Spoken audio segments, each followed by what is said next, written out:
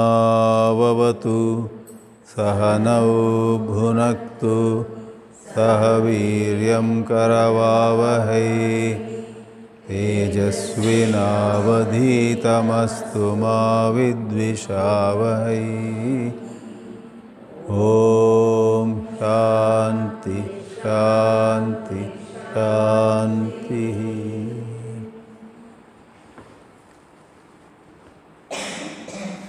ನಿನ್ನೆ ಪ್ರಾರಂಭಿಸಿದಂತಹ ಮೊದಲನೇ ಶ್ಲೋಕವನ್ನು ಒಮ್ಮೆ ಓದೋಣ. ವೇದೋ ನಿತ್ಯಮಧೀಯತಾಂ ತದುದಿತಂ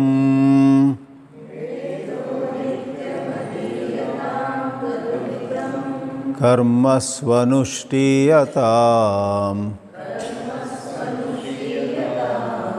ತೇನೇಶಸ್ಯ ವಿಧೀಯತಾಮಪಚಿತಿಃ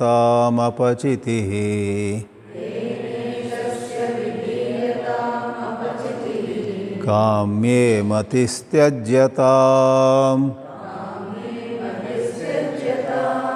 ಪಾಪೌಘ ಪರಿಧೂಯತಾಂ ಭವಸುಖೇ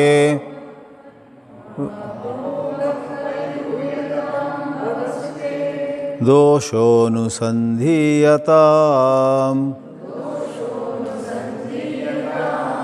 ಆತ್ಮೇಚ್ಛಾ ವ್ಯವಸೀಯತಾಂ ನಿಜಗೃಹಾತ್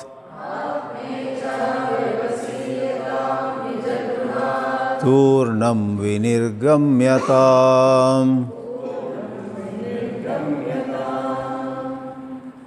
ಇಲ್ಲಿರುವ 8 ಉಪದೇಶಗಳಲ್ಲಿ ಮೊದಲನೇದನ್ನು ನಿನ್ನೆ ನೋಡಿದೆವು.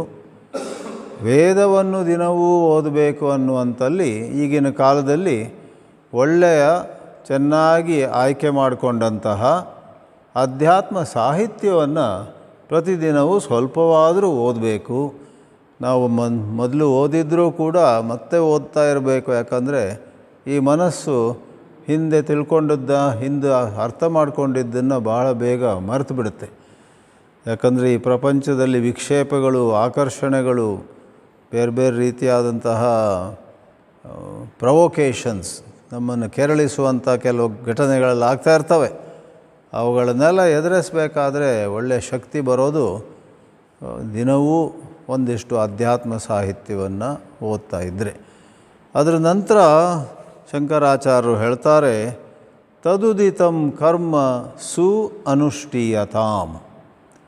ಇಲ್ಲಿ ತದುದಿತಂ ಅಂದರೆ ತತ್ ಉದಿತಂ, ತೇನ ಉದಿತಂ ಅಂದರೆ ವೇದಗಳಲ್ಲಿ ಹೇಳಿರುವಂಥದ್ದು. ವೇದವನ್ನು ಓದಬೇಕು ಮತ್ತು ವೇದದಲ್ಲಿ ಉಪದೇಶಿಸಲ್ಪಟ್ಟಿದ್ದನ್ನು ಮಾಡಬೇಕು. ಮೊದಲು ಕರ್ಮವನ್ನೇ ಹೇಳ್ತಾರೆ ಶಂಕರಾಚಾರ್ಯರು, ನಿಧಾನವಾಗಿ ಜ್ಞಾನಕ್ಕೆ ಬರ್ತಾರೆ. ನಿನ್ನೆ ಹೇಳಿದ ಹಾಗೆ ಎಲ್ಲ ಅಧ್ಯಾತ್ಮ ಜ್ಞಾನವೂ ಕೂಡ 2 ಹಂತದಲ್ಲಿದೆ, ಧರ್ಮ ಮತ್ತು ಬ್ರಹ್ಮ, ಕರ್ಮ ಮತ್ತು ಜ್ಞಾನ.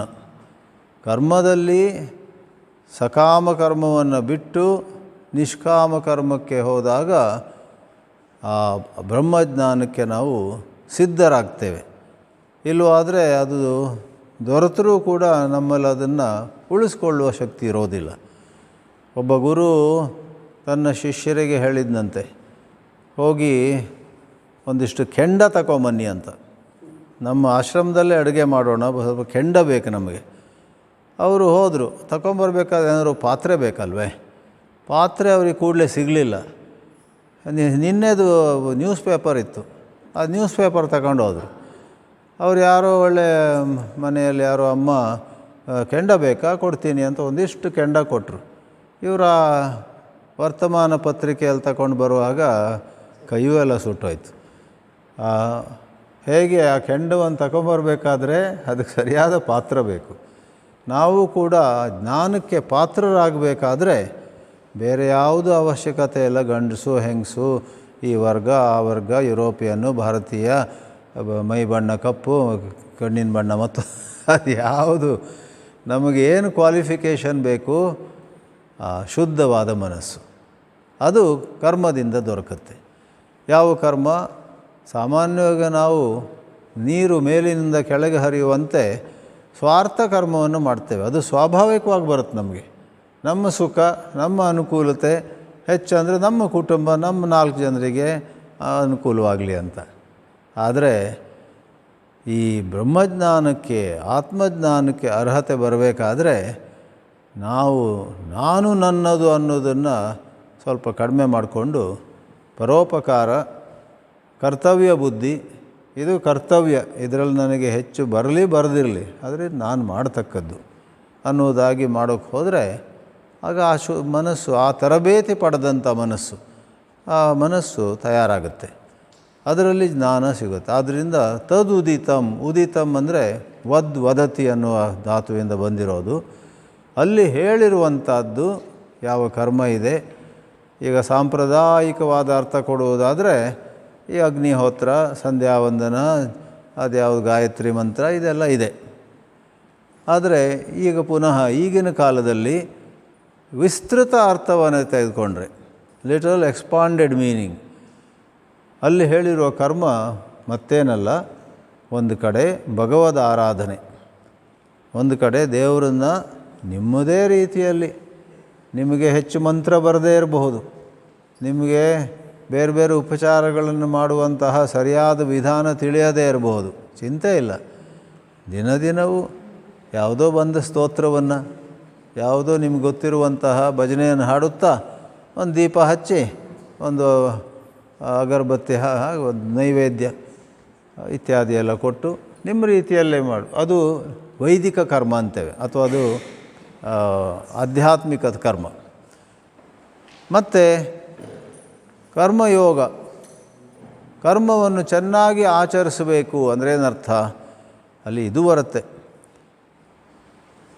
ಲೋಕಸೇವೆ, ದೇವರ ಸೇವೆ ಮತ್ತು ಲೋಕಸೇವೆ ಎರಡೂ ಬೇಕು. ಇತ್ತೀಚೆಗೆ ಕರ್ಮಯೋಗ ಅಂದ ಕೂಡಲೇ ಸಮಾಜದ ಸೇವೆ ಅಂತ ಹೆಚ್ಚು ಜನರಿಗೆ ಮನಸ್ಸಿಗೆ ಬರುತ್ತೆ. ಅದು ಸುಳ್ಳಲ್ಲ, ಆದರೆ ದೇವರ ಪೂಜೆ ಮಾಡುವುದು ಕರ್ಮ ಮತ್ತು ಜನರ ಸೇವೆ ಮಾಡುವುದು ಕರ್ಮ. ರಾಮಕೃಷ್ಣ ಪರಮಹಂಸರಂಥವರು ಸಮಾಜ ಸೇವೆ ಅಂತ ಹೊರಗೆ ಹೋಗಲಿಲ್ಲ, ಬಹಳ ಭಕ್ತಿಯಿಂದ ಆ ಕಾಳಿ ಮಾತೆಯನ್ನು ಆರಾಧಿಸಿದರು. ಅವರು ಎತ್ತರಕ್ಕೆ ಹೋದರು. ಎಷ್ಟೋ ಮಂದಿ ಲೋಕಸೇವೆ ಮಾಡ್ತಾರೆ. ಲೋಕಸೇವೆಯೂ ಸರಿ, ಜನಸೇವೆಯೇ ಜನಾರ್ದನ ಸೇವೆ ಅನ್ನೋದು ಸುಳ್ಳಲ್ಲ. ಒಟ್ಟಾದರೆ ಸಕಾಮ ಕರ್ಮದಿಂದ, ನಮ್ಮ ಸ್ವಾರ್ಥಕ್ಕಾಗಿ ಮಾಡುವ ಕರ್ಮದಿಂದ ನಿಷ್ಕಾಮ ಕರ್ಮಕ್ಕೆ ಹೋಗಬೇಕು. ದೇವರ ಪೂಜೆಯಲ್ಲೂ ಕೂಡ ಮುಂದೆ ಮುಂದೆ ಹೋದಂತೆ, ನಿನ್ನೆ ಇದನ್ನು ವಿವರಿಸಿದ್ದೆ ನಾನು, ಪ್ರಾರಂಭದಲ್ಲಿ ನಮಗೆ ಅವಶ್ಯಕತೆಗಳ ಬಗ್ಗೆ ಕೇಳಿಕೊಳ್ಳೋದ್ರಲ್ಲಿ ತಪ್ಪಿಲ್ಲ. ಆದರೆ ಒಳಗೆ ಮನಸ್ಸು ವಿಕಾಸ ಆದ ಹಾಗೆ ನಮಗೆ ಗೊತ್ತಾಗುತ್ತೆ, ಈ ಪ್ರಾಪಂಚಿಕ ವಸ್ತುಗಳಿಗೆ ಕೇಳ್ತಾ ಹೋಗೋದಕ್ಕೆ ಕೊನೆ ಇಲ್ಲ, ಮತ್ತು ನಮಗದರಲ್ಲಿರೋ ರುಚಿಯೂ ಕಡಿಮೆ ಆಗುತ್ತೆ. ನಾವು ಬದಲಾಗ್ತಾ ಇರ್ತೀವಿ ಜೀವನದಲ್ಲಿ. ಯಾವುದೋ ಒಂದು ಘಟ್ಟದಲ್ಲಿ ನಾವು ಹೇಗಿದ್ದೇವೋ ಹಾಗೇ ಉಳಿಯೋದಿಲ್ಲ, ನಾವು ಬದಲಾಗ್ತಾ ಇರ್ತೀವಿ. ನಮಗೆ ಜೀವನ ಪಾಠ ಕಲಿಸ್ತಾ ಇರುತ್ತೆ. ಆಗ ಒಳಗೆ ಸ್ವಲ್ಪ ವಿಕಾಸಗೊಳ್ತೀವಿ. ಆ ವಿಕಸಿತ ಸ್ಥಿತಿಯಲ್ಲಿ ದೇವರ ಪೂಜೆ ಕೂಡ ನಿಷ್ಕಾಮವಾಗಿರುತ್ತೆ. ಅದರ ಶಿಖರ ಏನಂದರೆ ಅದು ಸುಲಭ ಅಲ್ಲ ಅಲ್ಲಿ ಮುಟ್ಟೋದು. ಆ ನಿಷ್ಕಾಮ ಕರ್ಮ ದೇವರ ಪೂಜೆಯ ಚೌಕಟ್ಟಿನಲ್ಲಿ ಅದರ ಶಿಖರ ಏನಂತ ಹೇಳಿದರೆ, ನೀವು ದೇವರ ಹತ್ರ ಬೇರೆ ಏನನ್ನೂ ಕೇಳೋದಿಲ್ಲ, ಭಕ್ತಿಯಿಂದ ಇನ್ನಷ್ಟು ಭಕ್ತಿಗಾಗಿಯೇ ಕೇಳ್ತೀರ, ಇನ್ನಷ್ಟು ಭಕ್ತಿಯನ್ನೇ ಪ್ರಾರ್ಥಿಸ್ತೀರ. ನಾವು ಆ ಘಟ್ಟ ಇನ್ನೂ ಮುಟ್ಟಿಲ್ಲ. ಆದ್ದರಿಂದ ಯಾವ ಸಂಕೋಚ ಇಲ್ಲದೆ ನಮಗೇನಾದರೂ ನಿಜವಾಗಿ ಏನಾದರೂ ಅವಶ್ಯಕತೆ ಇದ್ದರೆ, ನಮಗಾಗಲಿ ನಮ್ಮ ಮಕ್ಕಳಿಗಾಗಲಿ ಮೊಮ್ಮಕ್ಕಳಿಗಾಗಲಿ ಏನೋ ಒಂದು, ಅದಕ್ಕಾಗಿ ದೇವರ ಹತ್ರ ಪ್ರಾರ್ಥನೆ ಮಾಡುವುದರಲ್ಲಿ ತಪ್ಪಿಲ್ಲ. ಆದರೆ ಮತ್ತೆ ಮೇಲೆ ಹತ್ತುವಂಥ ಹಂತಗಳಿವೆ ಅನ್ನೋದನ್ನು ಮರಿಬಾರ್ದು. ತದುದಿತಂ ಕರ್ಮ ಸ್ವನುಷ್ಠೀಯತಾಂ, ಅನುಷ್ಠಾನ ನೀವು ಕೇಳಿದಿರ, ಕನ್ನಡದಲ್ಲೂ ಇದೆ. ಅನುಷ್ಠೀಯತಾಮ್ಗೆ ಸು ಸೇರಿಸಿದರೆ ಸ್ವನುಷ್ಠೀಯತಾಮ್ ಅಂತ ಆಗುತ್ತೆ. ಅದೊಂದು ಸಣ್ಣ ವ್ಯಾಕರಣ ಅಲ್ಲಿ. ಆ ಬಳಿಕ ತೇನ ಈಶಸ್ಯ ವಿಧೀಯತಾಂ ಅಪಚಿತಿ ಇಲ್ಲ, ವೆರಿ ಸಿಂಪಲ್. ಅಪಚಿತಿ ಅನ್ನೋದು ಪೂಜೆ ಅನ್ನುವ ಶಬ್ದಕ್ಕೆ ಪರ್ಯಾಯ ಪದ, ಸಮಾನಾರ್ಥಕ ಪದ. ಪೂಜೆ ಅಂತ ಎಲ್ಲರಿಗೂ ಗೊತ್ತಿದೆ ಶಬ್ದ. ಅಪಚಿತಿ ಅಂದರೆ ಪೂಜೆನೇ. It's an synonym, the word with the same meaning. ದಿನದಿನವೂ ಅಧ್ಯಾತ್ಮದಲ್ಲಿ ಹೇಳುವಂತಹ ದೇವಕರ್ಮಗಳು, ದೇವಕಾರ್ಯಗಳು ಮತ್ತು ಸಮಾಜದಲ್ಲಿ ಕೂಡ ಯಥಾಶಕ್ತಿ ಉಪಕಾರ ಮಾಡುವುದರಿಂದ ತೇನ, ಅಂತಹ ಒಳ್ಳೆಯ ಕರ್ಮಗಳಿಂದ ನೀವು ಭಗವಂತನನ್ನು ಪೂಜೆ ಮಾಡಿದ ಹಾಗಾಗುತ್ತೆ. ಈಶಸ್ಯ ಅಪಚಿತಿ ವಿಧೀಯತಾಂ, ಇದು 3ನೆಯ ಉಪದೇಶ. 4ನೇದಾಗಿ ಕಾಮ್ಯೇ ಮತಿ ತ್ಯಜ್ಯತಾಂ. ಈ ಮೊದಲು ಹೇಳಿದಾಗ ಇದೆಲ್ಲ ಶಬ್ದಶಃ ನೋಡಿದರೆ ಕರ್ಮಣಿ ಪ್ರಯೋಗ. ಕಾಮ್ಯದಲ್ಲಿ ಅಂದರೆ ಬರೇ ಭೋಗ ಪದಾರ್ಥಗಳಲ್ಲಿ ನಮ್ಮ ಮನಸ್ಸು ಓಡುತ್ತಲ್ವೇ, ಮತಿ ಅಂದರೆ ನಮ್ಮ ಮನಸ್ಸು. ಭೋಗ ಪದಾರ್ಥ, ಇನ್ನಷ್ಟು ಭೋಗ, ಮತ್ತಷ್ಟು ಭೋಗ, ಇಂದ್ರಿಯ ಭೋಗ, ಅದನ್ನು ಆಶಿಸುವಂಥ ಈ ಮನಸ್ಸಿಗೆ ಅದನ್ನು ಸ್ವಲ್ಪ ಬಿಡಪ್ಪ, ಕಡಿಮೆ ಮಾಡ್ಕೋ ಅಂತ ಮತಿ ಆ ಮನಸ್ಸನ್ನು ಬಿಡಬೇಕಂದ್ರೆ ಆ ಒಂದು ಪ್ರವೃತ್ತಿಯನ್ನು ಬಿಡಬೇಕು. ಆ ವಿಷಯಗಳ ಕಡೆ, ಭೋಗ ಪದಾರ್ಥಗಳ ಕಡೆ ಮನಸ್ಸನ್ನು ಕಳಿಸಬೇಡ ಅಂಥದ್ದು ಒಂದು ಸುಲಭವಾದ ವಾಕ್ಯ.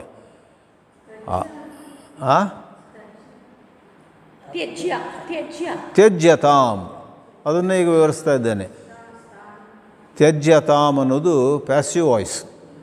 ತ್ಯಜ ಅಂದರೆ ಬಿಡು, ತ್ಯಜ್ಯತಾಂ ಅಂದರೆ ಬಿಡುವಂತಾಗಲಿ, ಕರ್ಮಣಿ ಪ್ರಯೋಗ. ನಿನ್ನೆ ಅದ್ರ ಬಗ್ಗೆ ಒಂದು 2 ನಿಮಿಷ ಹೇಳಿದ್ದೆ. ಮಗು ಹಾಲು ಕುಡಿ ಅನ್ನೋದು ಕರ್ತರಿ ಪ್ರಯೋಗ, ಆ್ಯಕ್ಟಿವ್ ವಾಯ್ಸ್.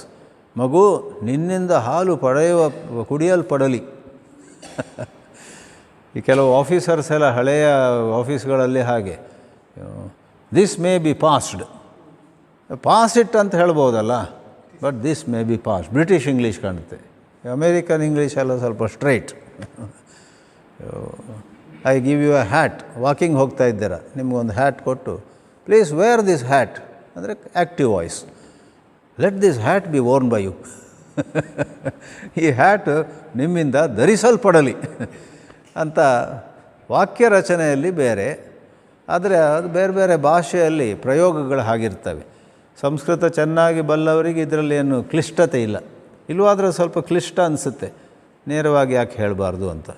ಇದು ನೇರ ಅಥವಾ ಸುತ್ತಿ ಅಂತ ಪ್ರಶ್ನೆ ಇಲ್ಲ. ಯಾರಿಗದರಲ್ಲಿ ಕಂಫರ್ಟ್ ಇದೆಯೋ ಅವರು ಅದನ್ನು ಸಂತೋಷದಿಂದ ಸ್ವೀಕರಿಸ್ತಾರೆ. ಕಾಮ್ಯೇ ಮತಿ ತ್ಯಜ್ಯತಾಂ. ಭೋಗ ಭೋಗ ಭೋಗ ಇದು ಕೂಡ ಸುಲಭ ಅಲ್ಲ, ಯಾವ ಸಾಧನೆಯೂ ಸುಲಭ ಅಲ್ಲ. ಶ್ರೀಕೃಷ್ಣನೇ 12ನೇ ಅಧ್ಯಾಯದಲ್ಲಿ ಹೇಳ್ತಾನೆ, ಭಕ್ತಿ ಆಗಲಿ ಜ್ಞಾನ ಆಗಲಿ, ಭಕ್ತಿ ಮಾರ್ಗ ಜ್ಞಾನ ಮಾರ್ಗ ಎರಡೂ ಕಷ್ಟವೇ. ಆದರೆ ಈಗಿನ ಕಾಲದಲ್ಲಿ ಭಕ್ತಿ ಮಾರ್ಗಕ್ಕಿಂತ ಜ್ಞಾನ ಮಾರ್ಗ ಹೆಚ್ಚು ಕಷ್ಟ ಅಂತಾರೆ. ಎರಡೂ ಕಷ್ಟವೇ. ಸುಲಭ ಯಾವುದು ಮತ್ತೆ? ಸುಲಭ ಖಾವೋ ಪೀವೋ ಮೌಜುಡಾವೋ, ಅದು ಸುಲಭ. ಆದರೆ ಅದು ಆ ಮಾರ್ಗದಲ್ಲಿ ಹೋದರೆ ಬಲು ಬೇಗ ರೋಗ, ಬಲು ಬೇಗ ಇನ್ನಷ್ಟು ಆಲಸ್ಯ, ಆಮೇಲೆ ಯಾವ ಕೆಲಸಕ್ಕೆ ಬೇಕಾದವ್ರು ಆಗೋದಿಲ್ಲ, ನಾವು ಕೆಲಸಕ್ಕೆ ಬರೆದವ್ರು ಆಗ್ತೀವಿ. ಅದು ಯಾರಿಗೂ ಬೇಡ. We don't want to lose our efficiency, our vigour, our cheerfulness, our being active. If we excessively indulge in enjoyable pleasures, we lose that ability. ಕಾಮ್ಯೇ ಮತಿ ತ್ಯಜ್ಯತಾಂ. ಇಲ್ಲಿ ಒಂದು ಸರಳವಾಗಿ ಹೇಳುವುದಿದ್ದರೆ, ನಮಗೆ ಬೇರೆ ಬೇರೆ ಭೋಗಗಳಲ್ಲಿ ಅದನ್ನು ಬಿಡುವುದು ಕಷ್ಟ ಆಗ್ಬೋದು. ನಮಗೆ ಸಿನಿಮಾ ತುಂಬ ಇಷ್ಟ, ಅಥವಾ ಆಟ ಆಡೋದು, ಕ್ರಿಕೆಟು, ಬ್ಯಾಡ್ಮಿಂಟನ್ನು, ಅಥವಾ ನಮ್ಮಲ್ಲಿ ಕೆಲವರಿಗೆ ನಾವೇ ಆಡೋದಿಲ್ಲ, ಆದರೆ ಒಂದು ಕ್ರಿಕೆಟ್ ಮ್ಯಾಚ್ ಇದ್ದರೆ ನಮ್ಮೂರಲ್ಲೇ ಏನು ಸ್ಟೇಡಿಯಂ, ಈಗ KSCA ಸ್ಟೇಡಿಯಂ, ಕೆಲವು ಹೊಸ ಹೊಸ ಸ್ಟೇಡಿಯಮ್ಗಳು ಬಂದಿವೆ, ಅಲ್ಲಿ ಹೋಗಿ ಕೂತ್ಕೊಂಡು ಹುರೇ ಅಂತ ನಮ್ಮ ಟೀಮು ಹೆಚ್ಚು ರನ್ ಮಾಡಿದಾಗ ಅದರಲ್ಲಿ ಕೆಲವರಿಗೆ ಆಸಕ್ತಿ. ಒಟ್ಟಾದರೆ ಎಲ್ಲರಿಗೂ ಒಂದಿಷ್ಟು ಮನೋರಂಜನೆ ಬೇಕು. ಆ ಮನೋರಂಜನೆ ಬಿಡಿ ಅಂತ ಇದಕ್ಕೆ ನೋಡಿ ನಾವು ಈ ಶಿಬಿರಕ್ಕೆಲ್ಲ ಬರೋದಿಲ್ಲ ಸಾಮಾನ್ಯವಾಗಿ ಅಂತ ಹೇಳ್ಬೋದು. ಬಂದ ಕೂಡಲೇ ಮೊದಲೇ ಕ್ಲಾಸ್ನಲ್ಲೇ ಅದು ಬಿಡಿ ಇದು ಬಿಡಿ ಅದು ಬಿಡಿ ಇದು ಬಿಡಿ ಅಂತಾರೆ. ದೂರದಿಂದ ನಮಸ್ಕಾರ ಅಂತ ಕೆಲವರು ಹೇಳ್ತಾರೆ. ಹಾಗೇನಿಲ್ಲ, ಅದು ಅಂತಿಮ ಗುರಿ. ಅಂತಿಮವಾಗಿ ನೀವು ಭೋಗ ಪದಾರ್ಥಗಳಲ್ಲಿ ಮನಸ್ಸನ್ನು ಕಳಿಸ್ಬೇಡಿ ಅಂದಾಗ ಏನರ್ಥ ಗೊತ್ತೇ, ಆಮೇಲೆ ಹೋದಂತೆ ನಿಮಗೆ ಅವುಗಳಿಲ್ಲದೆ ಅವುಗಳ ಮೇಲೆ ಅವಲಂಬಿಸದೆ ನೀವು ಸಂತೋಷದಲ್ಲಿರ್ತೀರ. When you can be happy with no dependence on anything external, why at all would you go after them? That's the logic. ಸರಿ, ಆದರೆ ನಮ್ಮ ಮಟ್ಟದಲ್ಲಿ ಏನಂದರೆ ಅತಿ ಸರ್ವತ್ರ ವರ್ಜಯೇತ್. ನಾವು ಅತಿಯಾಗಿ ಯಾವುದನ್ನು ಮಾಡದೆ ಮುಂದೆ ಹೋದರೆ ಅದೇ ಈ ಉಪದೇಶವನ್ನು ಅನುಸರಿಸಿದಾಗ ಆಗುತ್ತೆ. ಒಂದು ಸಿನಿಮಾ ನೋಡಿದ್ದೀರಾ ಕಳೆದ ಶನಿವಾರ, ಈ ವಾರ ಸ್ಕಿಪ್ ಮಾಡಿ ಮುಂದಿನ ಶನಿವಾರ ನೋಡ್ಬೋದು. ಒಂದೇನೋ ಒಂದು ಮಿತ, ಅದು ಆಹಾರ ಇರಲಿ, ವಿಹಾರ ಇರಲಿ, ಬಗೆ ಬಗೆಯ ಮನೋರಂಜನೆಗಳಿರಲಿ, ಅವೆಲ್ಲದರಲ್ಲೂ ಒಂದಿಷ್ಟು ಮಿತಿಯನ್ನು ಇಟ್ಕೊಂಡು moderation is the best policy ಅಂತಾರೆ. That fits here. ಏನು ಕಾಮ್ಯೇ ಮತಿಸ್ತ್ಯಜ್ಯತಾಂ. 5ನೇದು ಪಾಪೌಘ ಪರಿಧೂಯತಾಂ. ಇಲ್ಲಿರೋ 40 ಇನ್ಸ್ಟ್ರಕ್ಷನ್ಸ್ ಕೂಡ ಪ್ಯಾಸಿವ್ ವಾಯ್ಸೇ. All the 40 instructions are in passive voice, not one.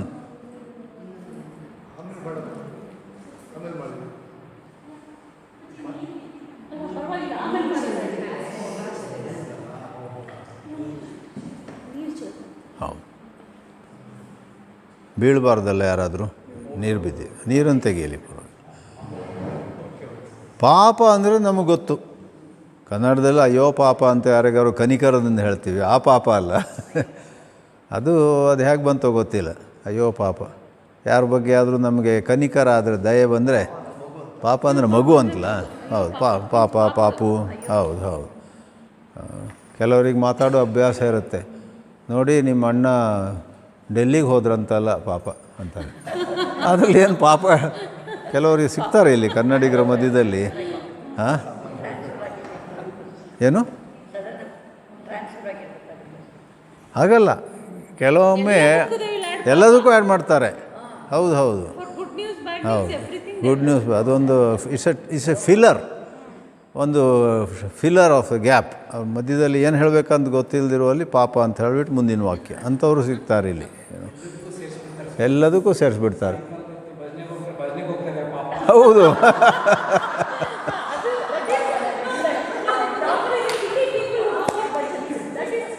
ಯಾವ ವಿಷಯದಲ್ಲಿ ಸಂಭ್ರಮ ಇರಬೇಕು ಅದ್ರ ಬಗ್ಗೆನೂ ಪಾಪ ಅಂತಾರೆ. ನಿಮ್ಮ ಮಗನಿಗೆ ಪ್ರಮೋಷನ್ ಆಯ್ತಲ್ಲ ಪಾಪ. ಅದ್ರ ಪಾಪ ಅಂತ ಹೇಳೋದೇನಿದೆ? ಆದರೆ ಇಲ್ಲಿ ಪಾಪ ಅಂದರೆ ಆ ಥರ ನೀವು ಅದನ್ನು ಅಡಿಬಿದ್ದರೂ ಮೀಸೆ ಮಣ್ಣಾಗಲಿಲ್ಲ ಅಂತ ಅದನ್ನು ಸಮರ್ಥಿಸ್ಕೊಳ್ಬಹುದು. ಆದರೆ ಆ ಶಬ್ದ ಅಲ್ಲಿ ಹೇಳದಿರುವುದು ಒಳ್ಳೆಯದು. ಇಲ್ಲಿ ಪಾಪ ಓಘ ಅಂದರೆ ಏನು? ಪಾಪ ಮತ್ತು ಓಘ. ಓಘ ಅಂದರೆ ರಾಶಿ. ಪಾಪದ ರಾಶಿ ನಮ್ಮೆಲ್ಲರೂ ಇರುತ್ತೆ. ಎಷ್ಟೋ ಬಾರಿ ನಮ್ಗೆ ಅದು ಗೊತ್ತಾಗಲ್ಲ. ನಾವು ನಮ್ಮೊಳಗೆ ನಾವು ಭಾಳ ಪುಣ್ಯಾತ್ಮರು, ಅಯ್ಯೋ ನಾವು ಎಲ್ಲಿ ಏನೂ ತಪ್ಪೇ ಮಾಡಿಲ್ಲ ಅಂತ ಅನ್ಸ್ಕೊತೀವಿ. ಆದರೆ ನಮ್ಗೆ ಗೊತ್ತಿಲ್ಲದೇ ನಾವು ಯಾರಿಗೋ ನೋವು ಮಾಡಿರ್ತೀವಿ. ಗೊತ್ತಿಲ್ಲದೇ ನಮ್ಗೆ ಬೇಕಾದಕ್ಕಿಂತ ಹೆಚ್ಚನ್ನು ದೋಚ್ಕೊಂಡ್ಬಿಡ್ತೀವಿ. ಯಾರಾದರೂ ಅಲ್ಲಿ ಒಂದು ಮಾತು ಹೇಳಿದರೆ ಎಲ್ಲರೂ ಮಾಡ್ತಾರೆ, ಏನೊಂದು ವಿಶೇಷ ಇಲ್ಲ ಅಂತ ಅದನ್ನು ಸಮರ್ಥಿಸ್ಕೊಳ್ತೀವಿ. ಒಟ್ಟಾದರೆ ನಮ್ಮಿಂದ ಗೊತ್ತಿದ್ದು ಅಥವಾ ಗೊತ್ತಿಲ್ಲದೆಯೋ ಎಷ್ಟೋ ತಪ್ಪುಗಳಾಗಿರ್ತವೆ. ಆ ತಪ್ಪುಗಳ ರಾಶಿಯೇ ನಮ್ಮಲ್ಲಿರುತ್ತೆ. ಅದನ್ನು ಚೆನ್ನಾಗಿ ತೊಳೆಯಬೇಕು ಅಂತ ಹೇಳ್ತಾರೆ. ಪಾಪವನ್ನು ತೊಳೆಯೋದು ಹೇಗೆ?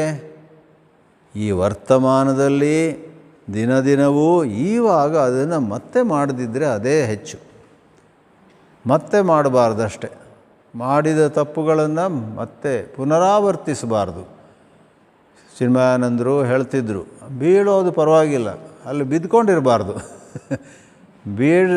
ಬಿದ್ದವರು ಆದಷ್ಟು ಬೇಗ ಎದ್ದು ಮತ್ತೆ ನಡಿಬೇಕು. It's all right to fall but don't lie there, get up and walk ಅಂತ ಹೇಳ್ತಾಯಿದ್ರು. ಪಾಪೌಘ ಪರಿಧೂಯತಾಂ. ಈ ಪಾಪದ ರಾಶಿಯನ್ನು, ಹಿಂದೆ ಮಾಡಿದ ತಪ್ಪುಗಳ ಫಲವನ್ನು ಕಡಿಮೆ ಮಾಡಬೇಕಂದ್ರೆ ಇವಾಗ ಜಾಗ್ರತೆಯಾಗಿರಬೇಕು. ಹಾಗೆಯೇ ಮತ್ತೆ ಹೇಳ್ತಾರೆ, ಪಾಪೌಘ ಪರಿಧೂಯತಾಂ ಭವಸುಖೇ ದೋಷಃ ಅನುಸಂಧೀಯತಾಂ. ದೋಷ ಅಂದರೆ ಎಲ್ಲರಿಗೂ ಗೊತ್ತಿದೆ, ಏನೋ ನ್ಯೂನತೆ. ದೋಷ ಅಂದರೆ ಯಾವುದೋ ಒಂದು ರೀತಿಯ ಇರಬಾರದಂತಹ ಒಂದು ಅಂಶ. ನೀವು ನೀರು ಕುಡಿಲಿಕ್ಕೆ ಹೋಗಿದ್ದೀರಾ, ಯಾರೋ ನಿಲ್ಲಿ ಕುಡಿಬೇಡಿ, ಏನಾಯಿತು? ಸ್ವಲ್ಪ ಜಾಗ್ರತೆಯನ್ನು ನೋಡಿ. ನೀರು ಒಳ್ಳೆ ನೀರೇ, ಅಕ್ವಾಗಾರ್ಡಿಂದ ತಂದಿದ್ದಾರೆ, ಆದರೆ ಅವ್ರು ಸರಿ ನೋಡಲಿಲ್ಲ. ಅವ್ರು ಯಾವ ಗ್ಲಾಸಲ್ಲಿ ನೀರು ತುಂಬಿಕೊಂಡ್ರೋ ಅಲ್ಲಿ ಧೂಳಿತ್ತು. ಪುನಃ ನೋಡಿ, ನಾವು ಮತ್ತೆ ನೋಡ್ತೇವೆ, ಹೌದಲ್ಲ, ಇಲ್ಲಿ ಧೂಳಿನ ಕಣಗಳು ತೇಲಾಡ್ತಾ ಇವೆ. ಆ ಕುಡಿಯುವ ನೀರಲ್ಲಿ ಧೂಳಿದ್ರೆ ಅದು ದೋಷ. ಯಾರಾದರೂ ಮಾತಾಡ್ತಾ ಇದ್ದಾರೆ, ಮಾತಾಡುವಾಗ ಒಬ್ಬರು ಮೊನ್ನೆ ಇಂಗ್ಲೀಷಲ್ಲಿ ಮಾತಾಡ್ತಿರುವವರು my cook had come this morning ಅನ್ನೋ ಬದಲು ಮೈ ಕ್ರುಕ್ ಹ್ಯಾಡ್ ಕಮ್ ಅಂತ, ಕುಕ್ ಅನ್ನೋ ಬದಲು ಕ್ರುಕ್ ಅಂದ್ಬಿಟ್ರು ಬಾಯಿ ತಪ್ಪಿ. ಅದು ದೋಷ. ಉಚ್ಚಾರಣೆಯಲ್ಲಿ ದೋಷ ಇರುತ್ತೆ, ನಮ್ಮ ಹಾವಭಾವದಲ್ಲಿ ದೋಷ ಇರುತ್ತೆ, ಜೆಸ್ಚರ್ಸ್, ಬಾಡಿ ಲ್ಯಾಂಗ್ವೇಜ್. ಕೆಲವೊಮ್ಮೆ ಅದು ನಮ್ಗೆ ಗೊತ್ತೇ ಆಗೋದಿಲ್ಲ. ಎಲ್ಲಿ ನಾವು ನಗಬಾರ್ದು ಅಲ್ಲಿ ಸ್ವಲ್ಪ ನಗ್ಬಿಡ್ತೀವಿ. ಆಗ ಕೆಲವರಿಗೆಲ್ಲ ಭಾಳ ಬೇಸರ ಆಗುತ್ತೆ. ಗಂಭೀರವಾದ ವಿಷಯ ಹೇಳ್ತಾ ಇದ್ದೆ, ನಮ್ಮ ಮನೇಲಿ ಅವ್ರು ತೀರಿ ಹೋದ್ರಂತ, ಅದು ನೀವು ನಕ್ರದ್ದು, ಏನು ಹೇಳಲಿಲ್ಲ ನೀವು, ಅದು ದೋಷ. ಅಂತೂ ಮನಸ್ಸಿನಲ್ಲಿ, ಮಾತಿನಲ್ಲಿ ಮತ್ತು ಕೃತಿಯಲ್ಲಿ, in thought, word and deed there can be lapses, there can be faults, there can be errors.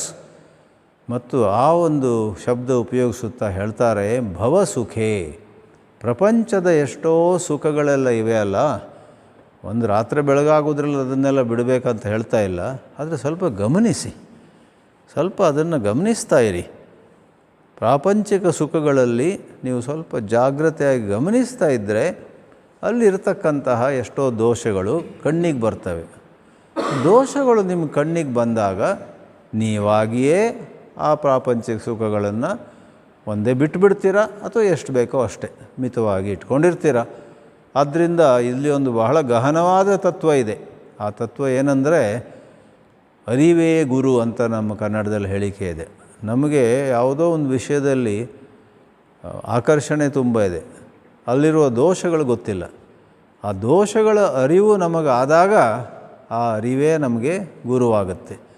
ಪ್ರತಿಯೊಂದರಲ್ಲೂ ಕೂಡ ನಮ್ಮಲ್ಲಿ ಎಷ್ಟೋ ಮಂದಿ ತುಂಬ ಕಾಫಿ ಕುಡಿತಾ ಇರ್ತೀವಿ. ದೋಷ ಅಂದುಕೊಂಡ್ರೆ ಮದ್ಯಪಾನವೋ ಸಿಗರೇಟ್ ಸೇದೋದಾಗಬೇಕಂತಿಲ್ಲ.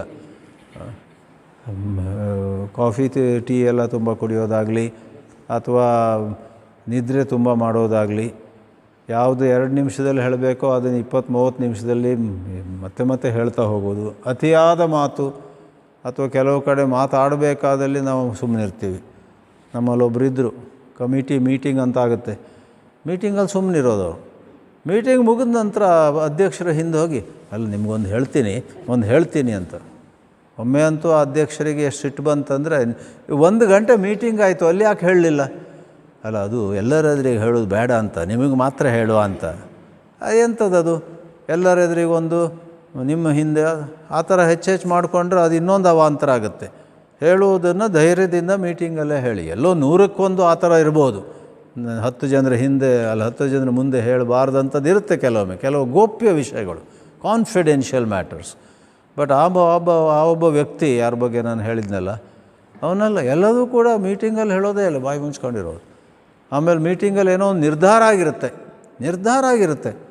ಅವನು ಆಮೇಲೆ ಅಧ್ಯಕ್ಷರು ಅಥವಾ ಸೆಕ್ರೆಟ್ರಿ ಕ್ಯಾಬಿನಿಗೆ ಹೋಗಿ ಅವ್ರ ಹತ್ರ ವಾದ ಮಾಡಿ, ಹಾಗೆ ಮಾಡಬೇಡಿ, ಅವರೆಲ್ಲ ಏನೋ ಡಿಸೈಡ್ ಮಾಡಿದ್ದಾರೆ, ನೀವು ಮಾಡಬೇಡಿ ಅಂತ.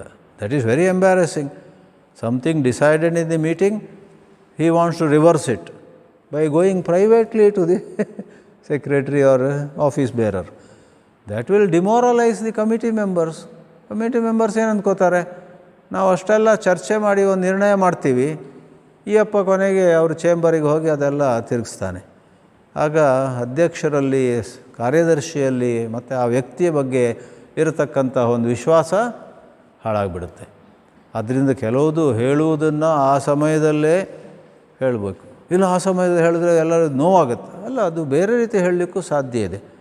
ಒಂದು ನಮ್ರತೆಯಿಂದ, ಪೊಲೈಟ್ ಲ್ಯಾಂಗ್ವೇಜಲ್ಲಿ sometimes you can express some point of disagreement in a polite way. ನೀವು ಬೇಜಾರು ಮಾಡ್ಕೊಳ್ಳದಿದ್ದರೆ ನಾನು ಒಂದು ವಿಷಯ ಹೇಳ್ತೀನಿ, ಇದರಿಂದ ಸಂಸ್ಥೆಗೆ ಹಿತ ಆಗೋದಿಲ್ಲ ನನ್ನ ಅಭಿಪ್ರಾಯದಲ್ಲಿ, ಅದ್ರ ಬಗ್ಗೆ ಆಲೋಚನೆ ಮಾಡಿ ಅಂತ ವಿನಮ್ರವಾಗಿ ಹೇಳ್ಬೋದಲ್ಲ. ಅದು ಬಿಟ್ಕೊಂಡು ಹೇಳಬೇಕಾದ ಒಂದು ಸರಿಯಾದ ಸ್ಥಳದಲ್ಲಿ ಹೇಳೋದೇ ಇಲ್ಲ ಮತ್ತು ತುಂಬ ಹೇಳ್ತಾ ಹೋಗೋದು. ಅದು ಕೂಡ ನಾವು ಗಮನಿಸಬೇಕು. ಇದು ಪಾಪೌಗಃ ದೋಷಃ ಅನುಸಂಧೀಯತಾಂ.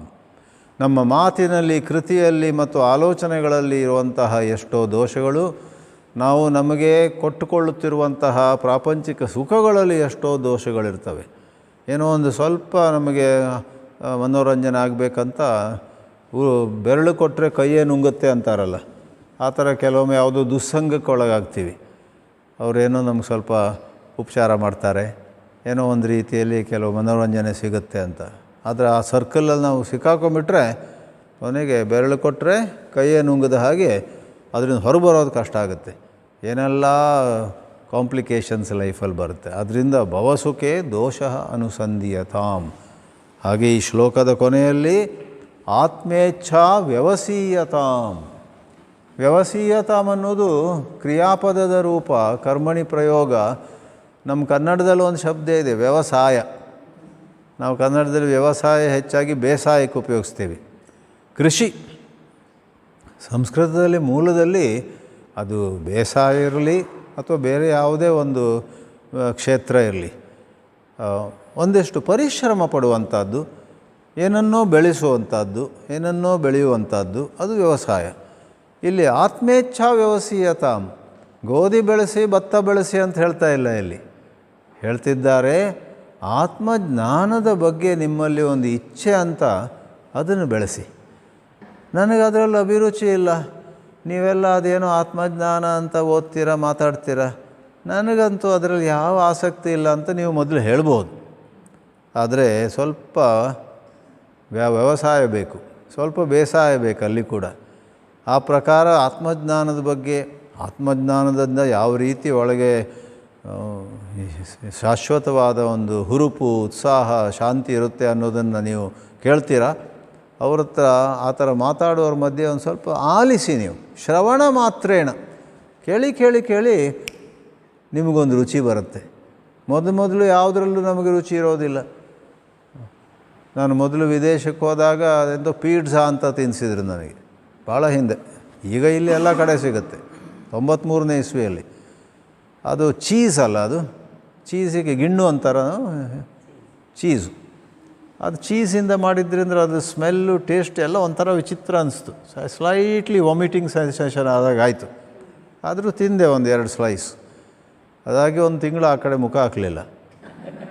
ಕಡೆ ಪುನಃ 1-2 ತಿಂಗಳ ನಂತರ ಪುನಃ ಒಂದು ಕಡೆಯೂ ಅದೇ ಪೀಡ್ಸಾನೋ ಪಾಸ್ಟಾನೋ ಅದೆಲ್ಲ ಎಲ್ಲೋ ತಿನ್ಲಿಕ್ಕೆ ಸಿಗ್ತು. ಆಗಲೂ ಅಷ್ಟೇ, ಪರವಾಗಿಲ್ಲ.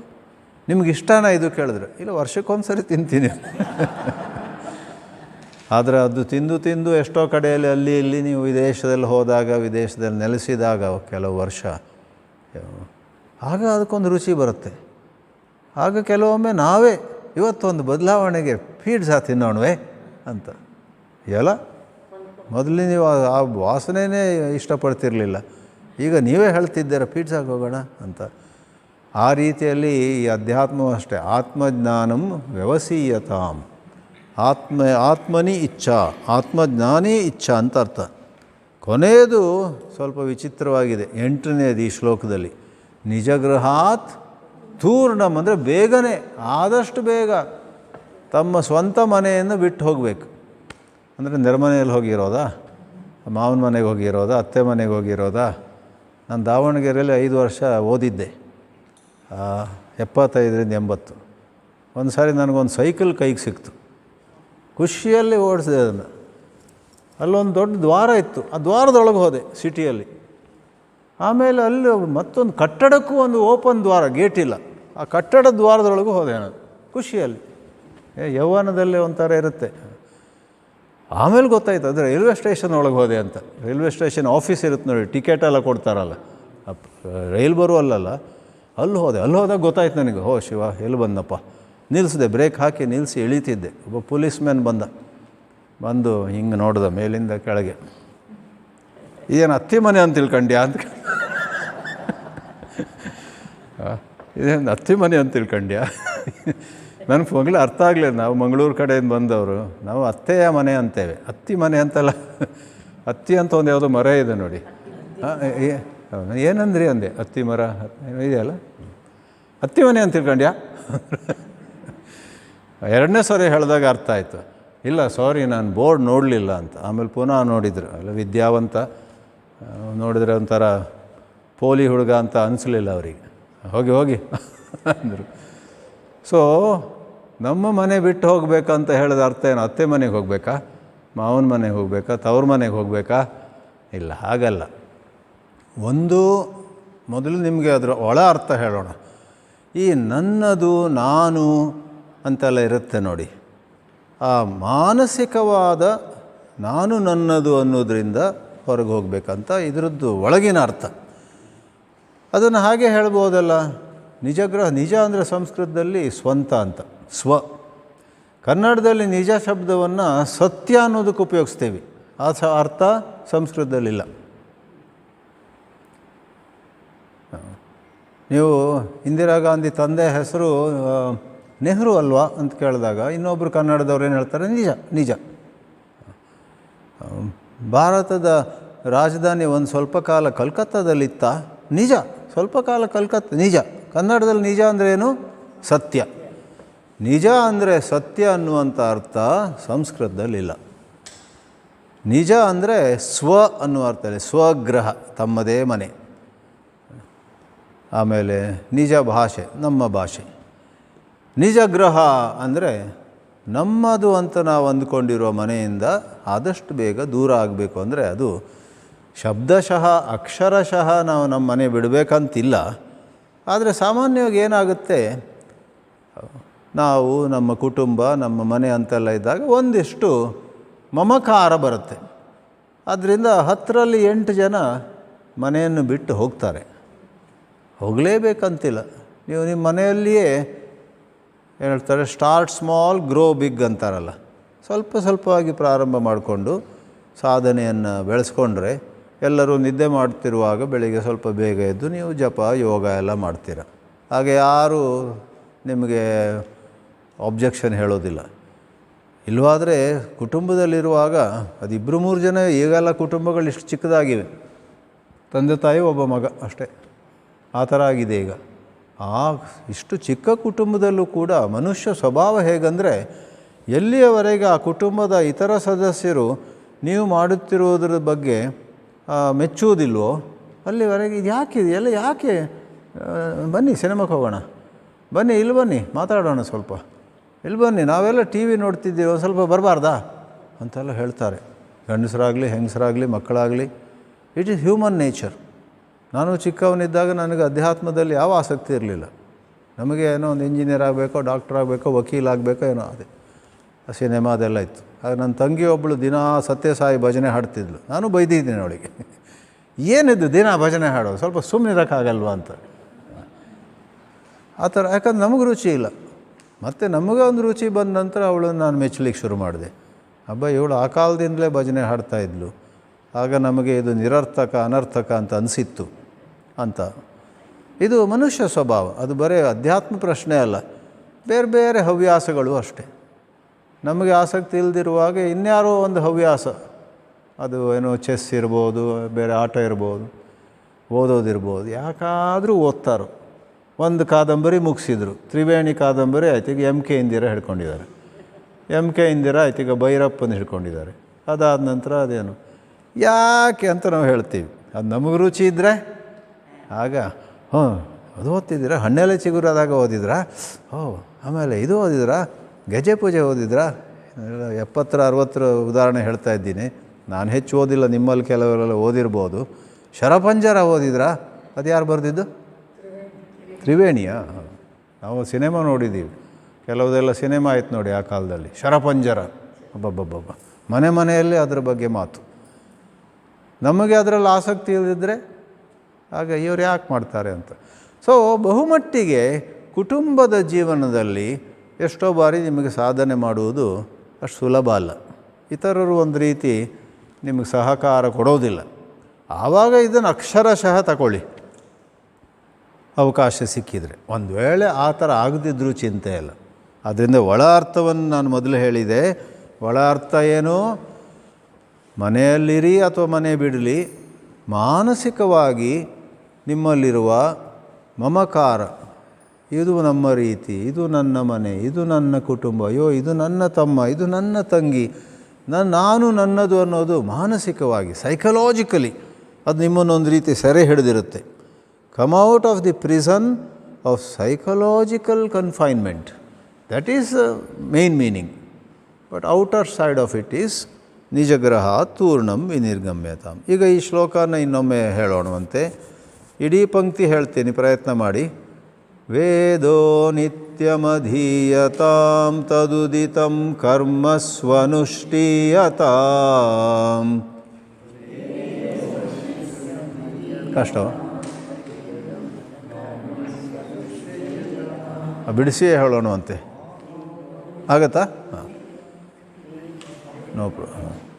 2 ತೇನೇಶಸ್ಯ ವಿಧೀಯತಾಂ ಅಪಚಿತಿಃ ಕಾಮ್ಯೇ ಮತಿಸ್ತ್ಯಜ್ಯತಾಂ.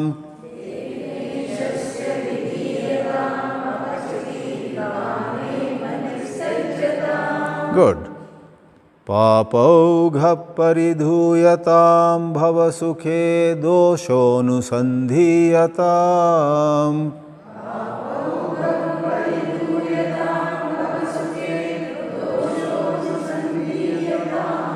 ಆತ್ಮೇಚ್ಛಾ ವ್ಯವಸೀಯತಾಂ ನಿಜಗೃಹಾತ್ ತೂರ್ಣಂ ವಿನಿರ್ಗಮ್ಯತಾಂ.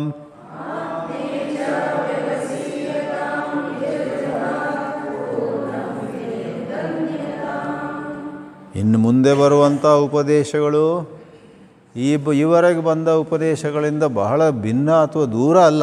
ಇವೆಲ್ಲ ಒಂದಕ್ಕೊಂದು ಪೂರಕ, ಒಂದಕ್ಕೊಂದು ಸಹಾಯ ಮಾಡುವಂಥದ್ದು. ಈಗ ನೋಡಿ ಮುಂದಿನ ಹಾಡು, ಮುಂದಿನ ಶ್ಲೋಕ. ಸಂಗ ಸತ್ಸು ವಿಧೀಯತಾಂ ಭಗವತೋ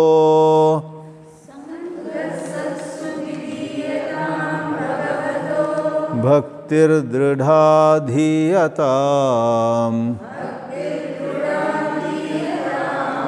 ಶಾಂತ್ಯಾಧಿ ಪರಿಚೀಯತಾಂ ದೃಢತರಂ.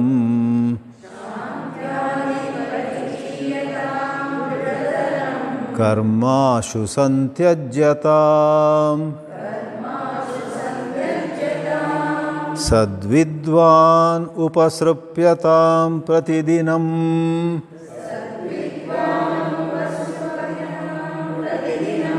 ತತ್ಪಾದುಕಾ ಸೇವ್ಯತಾಂ. ಬ್ರಹ್ಮೈಕಾಕ್ಷರಮರ್ತ್ಯತಾಂ ಶ್ರುತಿಶಿರೋ.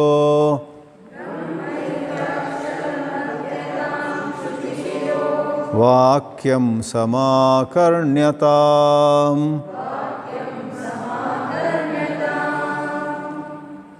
ಸತ್ಸು ಅಂದರೆ ಸಜ್ಜನೇಶು ಅಂತ ಅರ್ಥ. ಸತ್ಸು ಅಂದರೆ ಸಜ್ಜನರಲ್ಲಿ, ಸಜ್ಜನರ ಜೊತೆಗೆ. ಸಜ್ಜನರ ಜೊತೆಗೆ ಸಂಘವನ್ನು ಮಾಡಿಕೊಳ್ಬೇಕು. ವಿಧೀಯತಾಂ, ಸಜ್ಜನ ಸಂಘ ಆದಷ್ಟು ಮಾಡಿ. ಶ್ರೀರಾಮಕೃಷ್ಣರು, ವಿವೇಕಾನಂದರು ಗುರುಗಳು ಏನು ಹೇಳ್ತಿದ್ರು ಅಂದರೆ, ಗೃಹಸ್ಥರಿಗೆ ಕೂಡ ಗೃಹಸ್ಥರಂದ ಮೇಲೆ ಎಷ್ಟೆಲ್ಲ ಜವಾಬ್ದಾರಿಗಳಿರ್ತವೆ, ಕರ್ತವ್ಯಗಳಿರ್ತವೆ. ಹಿರಿಯರನ್ನು ನೋಡಿಕೊಳ್ಳುವುದು, ಕಿರಿಯರನ್ನು ರಕ್ಷಿಸುವಂಥದ್ದು, ನಡೆಸಬೇಕಾದದ್ದು ಎಷ್ಟೋ ವಹಿವಾಟುಗಳಿರ್ತವೆ.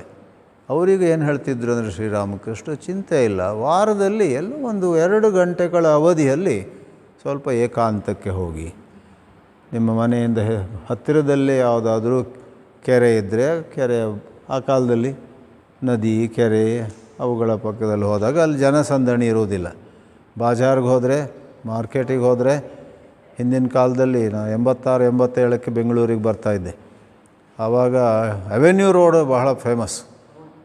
ನಾನು ಆವಾಗ ಸೈಕಲ್ ಮೊದಲೇ ಕಲ್ತಿದ್ದೆ, ಸ್ಕೂಟರ್ ಕಲೀಲಿಕ್ಕೆ ಶುರು ಮಾಡಿದೆ. ಮಲ್ಲೇಶ್ವರದಲ್ಲಿ ಒಬ್ಬ ಮಿತ್ರ ಸ್ಕೂಟರ್ ಆಗ ಯಾರೋ ನನಗೆ ಹೇಳಿದರು, ನೀವು ಸ್ಕೂಟರಲ್ಲಿ ನಿಜವಾಗ್ಲೂ ಒಳ್ಳೆ ಪ್ರಾವೀಣ್ಯ, ಒಳ್ಳೆ ಸ್ಕಿಲ್ ಕಲ್ತದ್ದು ಹೌದಾದರೆ ಅವೆನ್ಯೂ ರೋಡ್ನಲ್ಲಿ ಹೋಗಿ ಒಂದು ಸಾರಿ ಕೂಡ ಕಾಲು ನೆಲ ಮುಟ್ಟಬಾರ್ದು. Without your foot touching the ground. ಯಾಕಂದರೆ ಅಲ್ಲಿ ನಾವು ಸ್ಲೋ ಆಗ್ತೀವಿ ಇನ್ನು ಬೀಳುತ್ತೆ ಅನ್ನುವಾಗ ಮೇಲೆ ನೆಲಕ್ಕೆ ಕಾಲು ಮುಟ್ತೀವಲ್ಲ. ನೆಲಕ್ಕೆ ಕಾಲು ಮುಟ್ಟದೆ ಅವೆನ್ಯೂ ರೋಡ್ನಲ್ಲಿ ಇಲ್ಲಿಂದ ಆ ಕಡೆಗೆ ಹೋದರೆ then you have learned well ಅಂತ. ಟ್ರೈ ಮಾಡಿದೆ ನಾನು, ಆಗಲಿಲ್ಲ ಅದು ಬಿಡಿ. ಹಾಗೆ ಸಾಧನೆ ಮಾಡಲಿಕ್ಕೆ ವಾರಕ್ಕೊಂದು ಸರಿ ಅವೆನ್ಯೂ ರೋಡ್ನಲ್ಲಿ ಹೋಗಿ ಕೂತ್ಕೊಳ್ಳೋಣವೇ?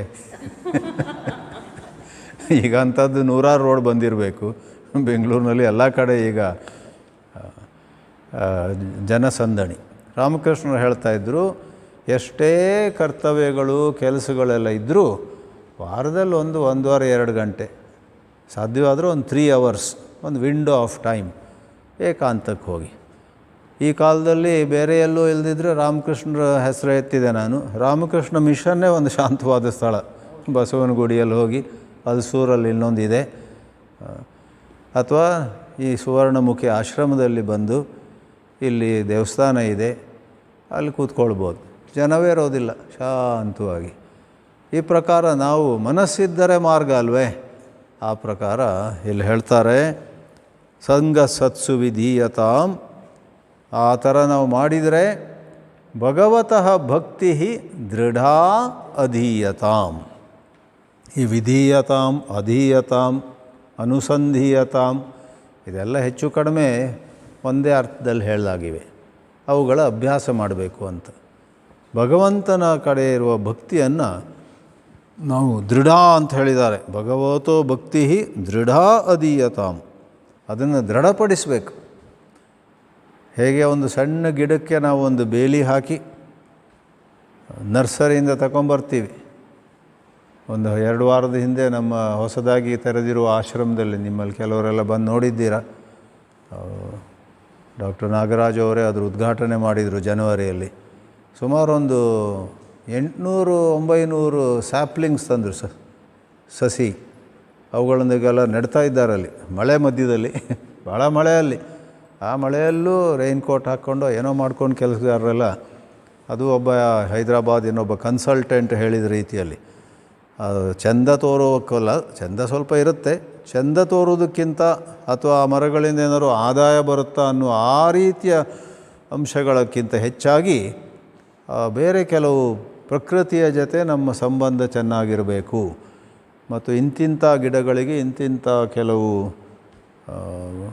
ಗುಣಗಳಿವೆ, ಅದರಿಂದ ಪ್ರಕೃತಿ ಚೆನ್ನಾಗಿರುತ್ತೆ. ಅದರಲ್ಲಿ ಭಾಳ ಇದೆ, ಅದೊಂದು ವಿಜ್ಞಾನ. ಅದು it's a science by itself. There is something called permaculture expert ಅವರೊಬ್ಬರು ರಮೇಶ್ ಅಂತಿದ್ದಾರೆ, ಹೈದರಾಬಾದ್ನವ್ರು. ಅವ್ರು 3-4 ಸಾರಿ ಬಂದು ಹೋದರು, ವಿಮಾನದಲ್ಲಿ ಹೋದರು.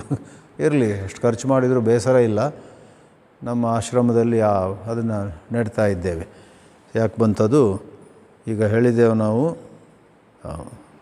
ಭಕ್ತಿರ್ ದೃಢಾಧೀಯತಾಂ, ಅಲ್ಲಿ ಬಂತು. ಆ ಸಣ್ಣ ಸಸ್ಯವನ್ನು ನೆಟ್ಟಾಗ ಯಾವುದೋ ಒಂದು ಆಡು, ಯಾವುದೋ ಒಂದು ದನ ಹೇಗೋ ಒಳಗೆ ಬಂದರೆ ತಿಂದಾಕ್ಬಿಡುತ್ತೆ. ಆಗ ಅದಕ್ಕೊಂದು ಬೇಲಿ ಬೇಕು, ಅದನ್ನು ರಕ್ಷಿಸಬೇಕು. ಅದು ದೊಡ್ಡದಾಗುತ್ತೆ, ಸ್ವಲ್ಪ ಬಲ ಬರುತ್ತೆ ಆ ಗಿಡಕ್ಕೆ. ಆ ಗಿಡಕ್ಕೆ ಬಲ ಬಂದಾಗ ಬೇಕಾದರೆ ಆ ಬೇಲಿ ತೆಗಿಬೋದು. ಅದು ಮತ್ತೆ ಬೆಳೆದು ಒಂದು ಮರ ಆದಾಗ ಯಾವ ಆಡುಗಳು, ಯಾವ ದನಗಳು ಮೊದಲು ಬಂದು ತಿಂದುಬಿಡ್ತಿದ್ವೋ ಅವುಗಳು ಇವಾಗ ಬಂದು ಆ ನೆರಳಿನಲ್ಲಿ ವಿಶ್ರಾಂತಿ ಮಾಡಿ ಅವು. ಅದೇ ದನ ವಿಶ್ರಾಂತಿಗೆ ಬರುತ್ತೆ, ಮೊದಲಾದರೆ ತಿಂತಿತ್ತು. ಆ ಪ್ರಕಾರ ಈ ಭಗವದ್ಭಕ್ತಿ ಹಾಗೆ. ನಮ್ಮ ಭಕ್ತಿ ಅನ್ನೋದೊಂದು ಚಿಕ್ಕ ಸಸಿಯಾಗಿದ್ದಾಗ ಯಾವ್ಯಾವ ರೀತಿಯಲ್ಲೆಲ್ಲ ನಮಗೆ ಅಡಚಣೆ ಬರ್ಬೋದು, ವಿಕ್ಷೇಪ ಆಗ್ಬೋದು, ಮನಸ್ಸು ಬೇರೆಲ್ಲೋ ಹೋಗುತ್ತೆ. ಆಗ ಅದಕ್ಕೆ ವಿಶೇಷ ಜಾಗ್ರತೆ ವಹಿಸಿ. ಆದ್ದರಿಂದ ಹೇಳಿದ್ನಲ್ಲ, ಎಲ್ಲರೂ ಹೇಳುವ ಮೊದಲು ನಮಗೆ ಹೇಳಲಿಕ್ಕಾದರೆ ಅರ್ಧ ಗಂಟೆ ಮೊದಲೇ, ಆಗ ಜಪ ಧ್ಯಾನ ಮುಗಿಸ್ಕೊಂಡ್ಬಿಡ್ಬೇಕು. ಅಥವಾ ಎಲ್ಲರೂ ಮಲಗಿದ್ರು 10 ಗಂಟೆಗೇ, ನಾವು ಒಂದು ಅರ್ಧ ಗಂಟೆ ಹೆಚ್ಚು ಕೂತ್ಕೊಂಡು ಆವಾಗ ಶ್ರೀರಾಮಕೃಷ್ಣರ ಸಾಹಿತ್ಯ ನೀವು ಓದಿದರೆ ಚೆನ್ನಾಗಿದೆ ಅದು ಅದರಲ್ಲೊಂದು ಹೇಳ್ತಾರೆ, ಕೆಲವು ಭಕ್ತರು ಸೊಳ್ಳೆ ಪರದೆ ಒಳಗೆ ಧ್ಯಾನ ಮಾಡ್ತಾರೆ, ಅದು ಒಳ್ಳೆಯದಂತಾರೆ. ಅದು ನಾನು ಓದಿದಾಗ ನಗೆ ಬಂತು, ಎಲ್ಲ ಬಿಟ್ಟು ಸೊಳ್ಳೆ ಪರದೆ ಯಾಕೆ ಬಂತಿಲ್ಲಿ ಅಂತ. ಅದು ಸತ್ಯ. ಯಾಕಂದರೆ ಕುಟುಂಬದ ಸದಸ್ಯರು ಒಂದು ರೀತಿ ತೊಂದರೆ ಆದರೆ ಈ ಸೊಳ್ಳೆಗಳು ಇನ್ನೊಂದು ರೀತಿ ಸಮಸ್ಯೆ. ನೀವು ಧ್ಯಾನ ಮಾಡಬೇಕಂತಿದ್ದಾಗ ಸೊಳ್ಳೆ ಬರುತ್ತೆ. ಓಂ ನಮಃ ಶಿವಾಯ. ಕೆಲವು ಸಾರಿ ಸೊಳ್ಳೆ ಹಾರ್ಕೊಂಡು ಹೋಗುತ್ತೆ, ನಾವು ನಮಗೆ ಒಂದು ಕಪಾಳಕ್ಕೆ ಹೊಡ್ಕೊಳ್ತೀವಿ. ನಮಗೆ ನಾವು ನೋವು ಮಾಡ್ಕೊಳ್ತೀವಿ ನೋಡಿ. ಆದ್ದರಿಂದ ಅವ್ರು ಹೇಳ್ತಾರೆ, ಸೊಳ್ಳೆ ಪರದೆ ಒಳಗೆ ಕೂತ್ಕೊಂಡು ನೀವು ಜಪ ಮಾಡಿದರೆ, ಧ್ಯಾನ ಮಾಡಿದರೆ ಅದು ಭಾಳ ಒಳ್ಳೆಯದು ಅಂತ. ಭಕ್ತಿಯನ್ನು, ಸಸಿಯನ್ನು ನೀವು ಬೆಳೆಸಿದ ಹಾಗೆ ಬೆಳೆಸಬೇಕು, ಅದನ್ನು ದೃಢಪಡಿಸಬೇಕು. ಶಾಂತ್ಯಾದಿ ಪರಿಚೀಯತಾಂ, ಇದು ಮೊದಲು ಶಾಂತಿ ಅಂದರೆ ಶಾಂತಿಯನ್ನು ಬೆಳೆಸ್ಕೊಳ್ಬೇಕಂತ. ಆದರೆ ಇದರ ವಿಶಾಲವಾದ ಅರ್ಥ ಆದಿ ಶಬ್ದ ಇದೆ ನೋಡಿ, ಶಾಂತಿ ಆದಿ. ಅಲ್ಲಿ ಶಾಂತಿ ಶಬ್ದದ ಒಂದು ಪರ್ಯಾಯ ಪದ ಇದೆ, ಸಮಾನಾರ್ಥಕ ಪದ ಶಮ. ವೇದಾಂತ ಓದಿದವರಿಗೆ ಗೊತ್ತಿದೆ, ಶಮಾದಿ ಷಟ್ಕ ಸಂಪತ್ತಿ ಅಂತ ಮಾತು ಬರುತ್ತೆ. ಶಮ ಅಂದರೆ ಮನಸ್ಸನ್ನು ಹತೋಟಿಯಲ್ಲಿಟ್ಕೊಳ್ಳುವಂಥದ್ದು, ದಮ ಅಂದರೆ ಇಂದ್ರಿಯಗಳನ್ನು ಹತೋಟಿಯಲ್ಲಿಟ್ಕೊಳ್ಳೋದು, ಶಮ ದಮ. ಉಪರಮ ಅಂದರೆ ನಮಗೊಮ್ಮೆ ಗೊತ್ತಾದಾಗ ನಾನೇನೋ ಮಾಡ್ತಾಯಿದ್ದೀನಿ, ಅದು ನನ್ನ ಕೆಲಸ ಅಲ್ಲ, ಆ್ಯಕ್ಚುಲಿ ಯಾರೋ ಬೇರೆ ಕೆಲಸಕ್ಕೆ ನಾನು ಕೈ ಹಾಕಿದ್ದೀನಿ, ಅಥವಾ ನಾನು ಎಷ್ಟು ಮಾಡಬೇಕೋ ಅದನ್ನು ಮೀರಿ ಹೆಚ್ಚು ಮಾಡ್ತಾಯಿದ್ದೀನಿ, ಅದು ಹಿತವಲ್ಲ. ಎಲ್ಲದರಲ್ಲೂ ಒಂದು ಮಿತಿ ಇರಬೇಕು. ಆ ಪ್ರಕಾರ ಇದು ನನ್ನ ಸ್ವಧರ್ಮವಲ್ಲ, ಇದು ನಾನು ಮಾಡಬೇಕದ್ದಲ್ಲ, ಇದು ಅವ್ರಿಗೆ ಪ್ರಶ್ನೆ ಕೇಳಿದರೆ ನಾನು ಉತ್ತರ ಕೊಡುವುದು ಸರಿಯಲ್ಲ. ಕೆಲವರಿಗೆ ಎಷ್ಟು ತವಕ ಅಂತ ಹೇಳಿದರೆ, 5 ಜನ ಕೂತಿರ್ತಾರೆ, ನಾನು ಎಷ್ಟೋ ಬಾರಿ ಇದನ್ನು ಗಮನಿಸ್ತೀನಿ. 5 ಜನರಲ್ಲಿ ನಾನು ಬೇಕಂತಲೇ ಈ ಕಡೆ ಕೂತವರಿಗೆ ಯಾವಾಗ ಬಂದ್ರಿ ಅಂತ ಕೇಳಿದ್ರೆ ಇವ್ರು ಉತ್ತರ ಕೊಡ್ತಾರೆ, ಈ ಕಡೆ ಕೂತವ್ರು. ತಮ್ಮ ಬಗ್ಗೆ ಅಲ್ಲ, ಇವ್ರು ಯಾವಾಗ ಬಂದರು ಅಂತ ಅವ್ರು ಹೇಳ್ತಾರೆ. ಇವ್ರು ಶನಿವಾರ ಬಂದರು, ನಾನು ಅದ್ರ ಒಂದಿನ ಮೊದಲೇ ಬಂದೆ ಅಂತ. ಕೆಲವೊಮ್ಮೆ ನಮ್ಮಂಥವರು ಈ ಒಂದು 5-6 ಜನ ಸೇರಿದಾಗ ನಮ್ಗೆ ಗೊತ್ತಿರುತ್ತೆ ಅವರು ಶನಿವಾರ ಬಂದಿದ್ದಾರಂತ. ಅವರೊಂದು ಮಾತಾಡಿಸ್ಲಿಕ್ಕೋಸ್ಕರ ಕೇಳ್ತೀವಿ. ನಮ್ಮ ಉದ್ದೇಶ ಅವರನ್ನು ಮಾತಾಡ್ಸೋಕ್ಕೋಸ್ಕರ. ಯಾಕಂದರೆ ಇವರೇನೋ ಪ್ರಶ್ನೆ ಕೇಳಿದ್ರು, ಅವರೇನೋ ಅಧ್ಯಾತ್ಮದ ವಿಷಯ ಹೇಳಿದರು, ಇವರಿಗೆ ಹೇಳಲಿಲ್ಲ, ಅವ್ರಿಗೂ ಒಂದು ಸ್ವಲ್ಪ ಮಾತಾಡ್ಸೋಣ ಅಂತ. ಯಾವಾಗ ಬಂದ್ರಿ ಬೆಂಗಳೂರಿಗೆ, ಏನು ಸಮಾಚಾರ, ಅದಕ್ಕೆ ಇನ್ನೊಬ್ಬರು ಉತ್ತರ ಕೊಡ್ತಾರೆ.